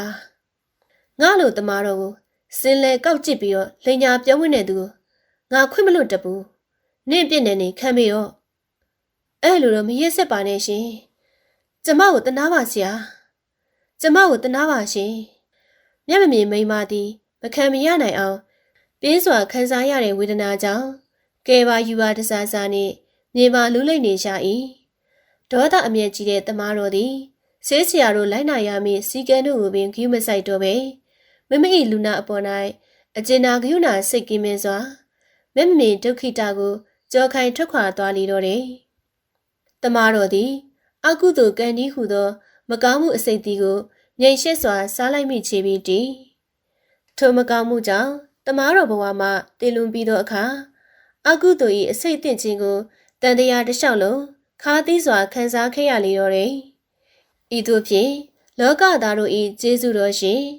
အနိုင်မဲ့ဗုဒ္ဓဂေါတမဘုရားရှင်ပွင့်တော်မူရာကာလသို့ရောက်သောအခါထိုသမားတော်မှာတာဝိထိမြို့ရှိသူဝနတထေကြီး၏တာအကြီးမဟာပါလဟု၍ဘဝတပံတိခဲ့ပြန်လေတယ်မဟာပါလတွင်စုလပါလဟုသောငွေချင်းညီငယ်တစ်ယောက်ရှိလေတယ်မဟာပါလတို့ညီကိုအရွယ်သို့ရောက်လာသောတထေကြီးနှင့်တထေကတော်တို့သည်တားနှစ်ယောက်အားအိမ်တော်ရက်သားချပြီးတော့ကျယ်ဝသမျှစည်းစိမ်ဥစ္စာများကိုအမွေပေးကမကြာမီကွယ်လွန်သွားကြလေတယ်မဟာပါလနှင့်စုလပါလတို့ညီကိုနှစ်ယောက်တို့သည်မိဘများမရှိကြတော့လေပြဿနာတစုံတရာမဖြစ်ကြပဲစိုးတူကောင်းမဲ့စိတ်ဝဲမကွဲပဲအတူတကွနေထိုင်ခဲ့ကြလေတယ်။တနေ့သောအခါဇေတဝင်ကျောင်းတော်၌ဖျားရှင်ဟောကြားတော်မူတဲ့တရားတော်တို့ကိုအကိုဖြစ်သူမဟာပါလကနာကြားခွင့်ရခဲ့လေတယ်။ရှင်ကပြုခဲ့မှုတဲ့ကောင်းမှုကုသိုလ်ကံနှင့်ဖြစ်စည်းခဲ့မှုတဲ့ပါရမီတို့ရဲ့အကျိုးဆက်ကြောင့်မဟာပါလသည်တရားတော်ကိုနာကြားပြီးသည်နှင့်ယဟန်ပေါင်တို့ဝင်ရန်ဆန္ဒပြင်းပြခဲ့ရလေတော့တယ်။ထို့ကြောင့်ညီတော်စုလပါလအားထိုကိစ္စကိုတိုင်ပင်လေသောအခါနောင်တော်ရဲ့အသက်ငယ်ငယ်ရွယ်ပဲရှိကြသေးတော့လောကစည်းစိမ်တွေတဝကြီးခန်းစားပါအောင်ဗျာမတားပါနဲ့တော့ညီတော်လောကတန်တရားကထွံ့မြောက်ရလန်းကိုစိတ်လျှောက်ဖို့ရွေးချယ်ပြီးဖြစ်လို့နောင်တော့ကိုယဟန်ပြုတ်ခွင့်ပေးပါကွာနော်မဟာပါလသည်သူပိုင်ဆိုင်တဲ့စည်းစိမ်ဥစ္စာတို့ကိုသူ့ညီတော်အားလွှဲအပ်ကသာသနာပေါင်းသို့ဝင်ရောက်ပြီးယဟန်ပြုတ်လေတော့တယ်တို့ဖြင့်မဟာပါလတထေသားသည် ဖျားရှင်ထံမှယဟန်ပြုခဲ့ပြီးရဲ့နောက်ဖျားရှင်ထံတွင်တန်တရားမှလွတ်မြောက်စေနိုင်သည့်ကမ္မထံတရားတော်တို့ကိုသင်ကြားလေတယ်။ထို့နောက်ဖျားရှင်၏တပည့်ဟန်အပါ60တို့နှင့်အတူဝေတာလီအနီးရှိတောအုပ်တစ်ခုသို့ကြွားကတည်င်းသုံးလျက်တောရစောက်တည်လေတယ်။ထို့သို့တောရစောက်တီကကမ္မထံတရားအားထုတ်နေရင်မှတနေ့မှာတော့မဟာပါဠယဟန်သည်စံကြောင်တစ်ခုအနီးစင်းကြံလျှောက်လျက်တရားမှနေစဉ်ထူးခြားသောစိတ်ကူးကြံတစ်ခုဖြစ်ပေါ်လာလေတယ်။လူဘဝဆိုတာရဖို့အလွန်ခက်ခဲတယ်ဆိုပေမဲ့အသက်ရှင်နေထိုင်ကြရမယ့်ကာလကတော့အလွန်နှဲပါလာပါကလား။ငါဟာရခဲ့လာတယ်ဆိုတဲ့လူဘဝကိုလည်းရခဲ့ပြီ။ကြုံတော့ကြုံခဲ့မြတ်ဗုဒ္ဓဘုရားရှင်ရဲ့သာသနာတော်နဲ့လည်းကြုံနေရပြီ။အခုအချိန်ဟာတန်တရားဝိဇ္ဇင်ရဲ့အပေါင်းတို့မှထွံ့မြောက်နိုင်အောင်ကြင်ကြံအားထုတ်ဖို့အတွက်အသင့်တော်ဆုံးအချိန်ခါဖြစ်ပေတယ်။ဒါပေမဲ့အခုငါရဲ့အသက်အရွယ်ကလည်းမငယ်တော့ဘူး။လူဘဝတက်တန်းဆင်နေရမယ်ဆိုရင်တောင်မှငါအသက်ရှင်နေထိုင်ရမယ့်အချိန်ဟာသိမကြံတော့ဘူး။မဲ့ဖို့နိဗ္ဗာန်ကိုမျက်မှောက်ပြုနိုင်ဖို့အတွက်အချိန်တော်နေနေပြီ။ဒီတော့အချိန်ရှိကလုံလဆိုင်ဆိုသလိုတရားအားထုတ်ကျင့်ကြံခြင်းအလုပ်ကိုအခုပြုလုပ်နေတာတဲ့ပို့ပြီးတော့ဝိရိယစိုက်ထုတ်ပါမှတော်ယုံကြလိမ့်မယ်။ဒါကြောင့်ဒီနေ့ကစပြီးတော့ပြည့်ရင်ခြင်းကိုအားပေးစေတဲ့လဲလျောင်အိတ်ဆက်ခြင်းအရိယာပုဂ္ဂိုလ်ပဲပြီးတော့ကျင့်မှပဲမဟာပါဠယဟန်ကမိမိဆုံးဖြတ်ချက်ကိုတရင်သုံးပေါ်ယဟန်တို့အားဖွင့်ဟပြောပြလေရာယဟန်တို့ကအကျင့်စရဏပြင်းထန်လွန်းသဖြင့်ထို့သို့မပြုရန်ဝိုင်းဝန်းတားမြစ်ကြလေတယ်။သို့သောမဟာပါဠယဟန်ကတရင်သုံးပေါ်ယဟန်တို့ရဲ့တားမြစ်မှုကိုလက်မခံပဲမိမိဆန္ဒအတိုင်းဆက်လက်ပြုလုပ်လေတယ်။ထိုနေ့မှစ၍လဲလျောင်အိတ်ဆက်ခြင်းကိစ္စကိုအလေးမပြုတော့ပဲကမ္မထံတရားကိုအချိန်ပြည့်ကြင်ကြံအားထုတ်လေတော့တယ်။လမ်းလျှောက်ခြင်းရက်ချင်းထိုင်ခြင်းဟူသောအနေအထားဖြင့်သာကမ္မထံတရားတို့ကိုနှင်းညမပြစက်တိုက်ပွားများအားထုတ်လာခဲ့လေရာဝါကောင်လာပြီးကျော်သူပင်တိုင်ခဲ့လေတော့တယ်။ထိုအခါအရိယာပုံမမြတ်တာမညီညွတ်ခြင်းတို့ကြောင့်မဟာပါဠယဟန်သည်မျက်စိယောဂဝေဒနာကိုစူးစူးရွရွခံစားနေရပါလေတော့တယ်။အိတ်ဆက်အနာယူခြင်းအလေးမရှိသောကြောင့်မဟာပါဠယဟန်၏မျက်လုံးတစ်ဖက်တို့မှာဖူးဖူးရောင်လာပြီးမျက်ရည်များအဆက်မပြတ်ယိုစီးကြလာတယ်။မျက်လုံးအစုံတို့ပေါက်ကွဲထွက်လူမတာကျင်းစာနာခြင်းကြိုက်ခဲမှုဝေဒနာတို့ကိုမချိမဆန့်ခံစားနေရပါလိမ့်မည်။မျက်စိဝေဒနာ၏ဖိစီးနှိမ့်ဆက်မှုကိုအချိန်နှင့်မျှပင်ပန်းစည်းရဲစွာခံစားနေရသည့်တိုင်မဟာပါဠယဟန်ကမိမိရဲ့အလုပ်ကိုအပြတ်မခံကမ္မထံတရားအားထုတ်မှုကိုလုံးဝမလျှော့ပေ။ဤသို့ဖြင့်မဟာပါဠယဟန်၏မျက်စိဝေဒနာမှာတက်တာလာခြင်းမရှိဘဲတနေ့တခြားပို၍သာဆိုးရွားလာလေတော့တယ်။ထိုအခါတည်င်းသုံးပေါ်ယဟန်တို့သည်မနေသာကြတော့ပဲစုဝေးတိုင်ပင်ကြပြီးလေမဟာပါဠယဟန်၏မျက်စိယောဂါကိုကုသနိုင်စေရန်အတွက်ဆေးဆရာသမားတော်တူအဖြစ်ပြ၍ကုသဖို့သဘောတူညီကြတော့တယ်။ယောဂါရဲ့အခြေအနေကကုသဖို့အချိန်မီပါသေးတယ်။ဒါကြောင့်ဟောဒီဆေးကိုကတ်လူပြရစီ။ဒီဆေးကိုအသုံးပြုတဲ့အခါအရှင်ဖျားရဲ့ကိုယ်ခန္ဓာကိုပက်လက်အနေထားနဲ့ကြောဆန့်ဆန့်ထားပြီးတော့ဦးခေါင်းကိုမော့လျက်အနေထားနဲ့ဒီဆေးကိုရှိုက်သွင်းရမှာဖြစ်ပါတယ်ဖေဟာ။တရင်သုံးပေါ်ယဟန်တို့ရဲ့ကမကထပြုမှုဖြင့်မျက်စိယောဂအထူးကုသမားတော်ကြီးတူရောက်ရှိလာကမဟာပါဠယဟန်ကြီးရဲ့မျက်စိယောဂအခြေအနေကိုကြည့်ရှုစမ်းသပ်ကုသပေးလေတယ်။ဆေးဆရာ၏ရှောက်တင်ချက်တို့ကိုမဟာပါဠယဟန်ကမြင်တို့မြတုတ်ပြန်ပြောဆိုခြင်းမပြုဘဲခက်မစိတ်နေတော်မူလေတယ်။မြင်တို့ပင်ဆိုစေထိုဆေးကိုမိဝဲသုံးဆောင်ရမည်အေးလဲလောင်မှုကိစ္စအားအလေးမပြုနိုင်ဟုဆိုကအဋိဋ္ဌံအပြတ်မခံပဲကမ္မထံတရားကိုသာဆက်လက်၍မပြတ်ရှုမှအားထုတ်နေလေတော့တယ်။ထို့ကြောင့်နောက်တစ်နေ့မှာတော့ဆေးဆရာသမားတော်ရောက်လာပြီးမဟာပါဠယဟန်၏မျက်စိယောဂအခြေအနေကိုကြည့်ရှုအကဲခတ်လျာမတက်တာပဲအခြေအနေပိုဆိုးလာသည်ကိုသာတွေ့ရလေတော့တယ်။တခုခုတော့မားရွေးနေတာသိကြပြီ။ထို့နောက်ယဟန်တော်တို့ကအကျိုးအကြောင်းပြောပြသည်ဖြင့်မဟာပါဠယဟန်၏ဖြစ်မှန်ကိုတမားတော်သိရှိရလေတယ်။မျက်စိဝေဒနာတက်တာစေဖို့အတွက်ဆေးကုသမှုခံယူလို့တော့ခိတ္တလဲလျောင်းပြီးတော့ကုသမှုကိုခံယူတော်မူပါဗျာ။တီးခံပါတကတော့တကရဲ့စေတနာကို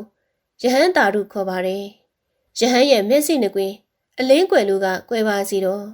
မိမိရဲ့အတိတ်ထံကိုတော့အပြတ်မခံလိုဘူးတကား။မိမိ၏မျက်စိကိုပင် အစိုးရှုခံကအဋိဋ္ဌံကိုအပြစ်မခံပဲဝေဒနာကိုတီးခံနေသည့်မဟာပါဠိယဟန်စကားကြောင့်တမားတော်နှုတ်ဆက်သွားရလိမ့်မည်မြင်တို့များတိုက်တွန်းပြောဆို၍မရသောအခါတမားတော်သည်လက်လျှော့ကပြန်သွားရလိမ့်မည်မဟာပါဠမထေသည်လေဝေဒနာပြင်းစွာခံစားနေရသည့်ကြားမှာဇွဲမလျှော့ပဲကမ္မထံတရားကိုသာဆက်လက်အားထုတ်လျာညီဥယံသို့ရောက်သောအခါလဲလျောင်အိတ်ဆက်ခြင်းအလင်းမရှိသောကြောင့်ယဟန်၏ရုပ်ခန္ဓာအတွင်မှသွေးလေတို့ဖောက်ပြန်လာလိမ့်မည်ဖောက်ပြန်ယုံကြွလာတဲ့သွေးလေတို့အထက်သို့ဆန်ကကြမ်းတမ်းစွာဆောက်တဲ့တွန်းကန်သဖြင့်ယဟန်၏မျက်လုံးစုံတို့မှသွေးစိမ်းရှိရှိများရဲရဲနီစွာယိုစီးထွက်ကြလာကုန်၏မဟာပါဠယဟန်သည်ထိုဝဒနာတို့ကိုတစ္ဆာဉာဏ်ဖြင့်ရှုမှတီးခတ်လျက်နေတော်မူလေတယ်ရှင်းလူလေးပြီးသောဘဝပေါင်းများစွာကလေးကပြုခဲ့မိတဲ့မကောင်းမှုကြောင့်ထိုမကောင်းမှုအတွေ့ဘဝပေါင်းများစွာပေးဆပ်ခဲ့ရသည့်တိုင်ဝိကျွေကမကျေနိုင်သေးပေအကုသိုလ်အစိတ်တီးကိုစားခဲ့မိသည်မဟုတ်ပါလို့လဲပင်သည်ဝန်ဆောင်နွား၏နောက်သို့အစဉ်တစ်ဖြင့်လိုက်ပါနေပြီးတကယ်သို့မမေ့ပြုအပ်တဲ့မကောင်းမှုသည်ဝိကျွေအဖြစ်ထိုသူ၏နောက်မှာအစဉ်လိုက်ပါနေသောသဘောရှိ၏မဟာပါဠယဟန်သည်လည်းမမေ့ပြုခဲ့မှုတဲ့မကောင်းမှု၏ဝိကျွေကိုဘဝပေါင်းများစွာအစဉ်တစ်ဖြင့်ပေးဆပ်နေရပြီမဟုတ်ပါလားထိုနေ့ညတကောင်ကျော်အချိန်မဟာပါဠယဟန်၏မျက်လုံးအစုံတို့သည်ဆေးကု၍မရနိုင်လောက်အောင်ပောက်ကွဲပျက်စီးကအမင်းအာယုံတို့လုံးဝကွဲခဲ့လေတယ်ထိုဖြစ်စဉ်တွေတစ်ဆက်ထဲမှာပင်မဟာပါဠယဟန်သည်ကိလေသာဝကာမဝဝိပါကဝဟူသည်ဝတ္တုံပါကိုဖောက်ခွဲဖျက်ဆီးကယဟန္တာအဖြစ်သို့ရောက်ရှိတော်မူလေတယ်မဟာပါဠယဟန်သည်ယဟန္တာအဖြစ်သို့ရောက်သည်ဆိုတော့လေအတိတ်ဘဝမှာကုသိုလ်ကောင်းမှုအားနည်းခဲ့ခြင်းကြောင့်တကောဆံအပိန်ကြီးမရတဲ့ယဟန္တာမထေတပါးသာဖြစ်ခဲ့ရလေတယ်ထို့သောတကောဆံအပိန်ကြီးမရရှိသည့်ယဟန္တာကိုဒုက္ခဝိပဿကယဟန္တာဟုခေါ်လေတယ်မဟာပါဠယဟန္တာ၏တရင်သုံးပေါ်ယဟန်များနှင့်တကာတကာမအပေါင်းတို့ကမမေ့၏မျက်စိပောက်ကွဲပျက်စီးရမည့်အရေးကိုပင်ဂရုမစိုက်ပဲယဟန္တာဖြစ်သည့်အထိအတိတ်ထံခိုင်မြဲမှုပေါ်မှာကြည်ညိုလေးစားတဲ့အားဖြင့်ထိုယဟန္တာမထေမြတ်ကိုစက္ကုပါဠမထေဟုခေါ်ဆိုကြပါလေတော့တယ်။တပညုတရွှေဉဏ်တော်ရှင်ဂေါတမဗုဒ္ဓမြတ်စွာဘုရားသည်စက္ကုပါဠမထေမျက်စိကွယ်ရခြင်းကိုအကြောင်းပြု၍မထေမြတ်၏အတိတ်ဘဝဝိကျွေးဖြစ်ကြောင်းတပည့်တော်ယဟန်အပေါင်းတို့အားဟောကြားဆုံးမတော်မူလေတယ်။ကျွန်ုပ်တို့လူသားများသည်မကောင်းမှုအကုသိုလ်ကိုမလုပ်မိအောင်ရှောင်ရှားကြဖို့လိုပါတယ်။ကုသိုလ်ကောင်းမှုအစွတ်စွတို့ကိုလည်းအစင်မပြပြုလုပ်နေကြဖို့အထူးလိုအပ်ပါတယ်။မိမိ၏စိတ်ကိုဖြူစင်အောင်ထားခြင်းဖြင့်လောကသားတို့အပေါ်အကျိုးပြုနိုင်တဲ့ကဲ့သို့မိမိအတွက်လည်းဘဝတန်တရားတစ်လျှောက်လုံးမှာအကျိုးဖြစ်ထွန်းမိတာတည်းထို့သောမကောင်းမှုအစွတ်စွတို့ကိုပြုမိသည်ဖြစ်냐အံထိုမကောင်းမှုသည်သေးငယ်သောအမှုဖြစ်စေကြီးမားသောအမှုဖြစ်စေပေးဆက်ရမည့်ဝိကျွေးတို့ကဘဝတန်တရားတစ်လျှောက်မိမိနောက်မှအရေးပမာလိုက်၍နှိမ့်ဆက်တတ်သောသဘောရှိ၏ထိုမကောင်းမှုကိုကျူးလွန်မိတဲ့ပုဂ္ဂိုလ်သည်မင်းပုံနာတထေးတကြွယ်သူစင်ရဲသူဖုံးစားမှအစာမြင်သို့သောပုဂ္ဂိုလ်ကကျူးလွန်သည်ဖြစ်စေလောကဓမ္မသဘောအရာခံရမည့်ပြည်တဲ့ဝိကျွေးမှကအတူတူပင်ဖြစ်တယ်မိမိကျူးလွန်မိတဲ့မကောင်းမှုအရာတူသောအကျိုးကိုသာရကြမည်ဖြစ်ပေတယ်လောကသားတို့ရဲ့အနိုင်မဲ့ကျေးဇူးတော်ရှင်မြတ်ဗုဒ္ဓဖရာပင်လေပါရမီနုစင်ဘဝများစွာတုန်းကမိမိပြုခဲ့မှုတဲ့မကောင်းမှုများအတွေ့ဖရာဖြစ်သည့်ဘဝမှာပင်လေအကျေလဲပေးဆက်ခဲ့ရကြောင်းကိုမြတ်ဗုဒ္ဓ၏ဝိဘတ်တော်များကိုထောက်ရှု၍သိမြင်နိုင်ကြပါ၏ဤလောကတွင်အနိုင်မဲ့ဗုဒ္ဓမှလွယ်လျင်ပညာအရာ၌အသာဆုံးယဟန္တာများရှင်သာရိပုတ္တရာသည်၎င်းတကုအရာမှာတော့အများဆုံးဖြစ်တဲ့ရှင်မောက္ကလမထေရမြတ်သည်၎င်းမိမိတို့ပြုခဲ့မှုတဲ့မကောင်းမှုအတွေ့အကျေလဲပေးဆက်ခဲ့ရကြောင်းကိုသိရှိနားလည်နိုင်ကြပါစေ။နားဆင်သူပရိသတ်များရှင်ထို့သို့သောဝိကျွေပေးဆက်ရမည့်အရေးရှောင်ရှားနိုင်ကြစေရန်မကောင်းမှုဟုသည်များအဝေးကရှောင်ကြစေရန်ဟုဒီစစ်စင်လေးကနေတဆင့်တင်ဆက်ပေးလိုက်ရပါတယ်ရှင်။အားလုံးကိုကျေးဇူးတင်ပါတယ်ရှင်။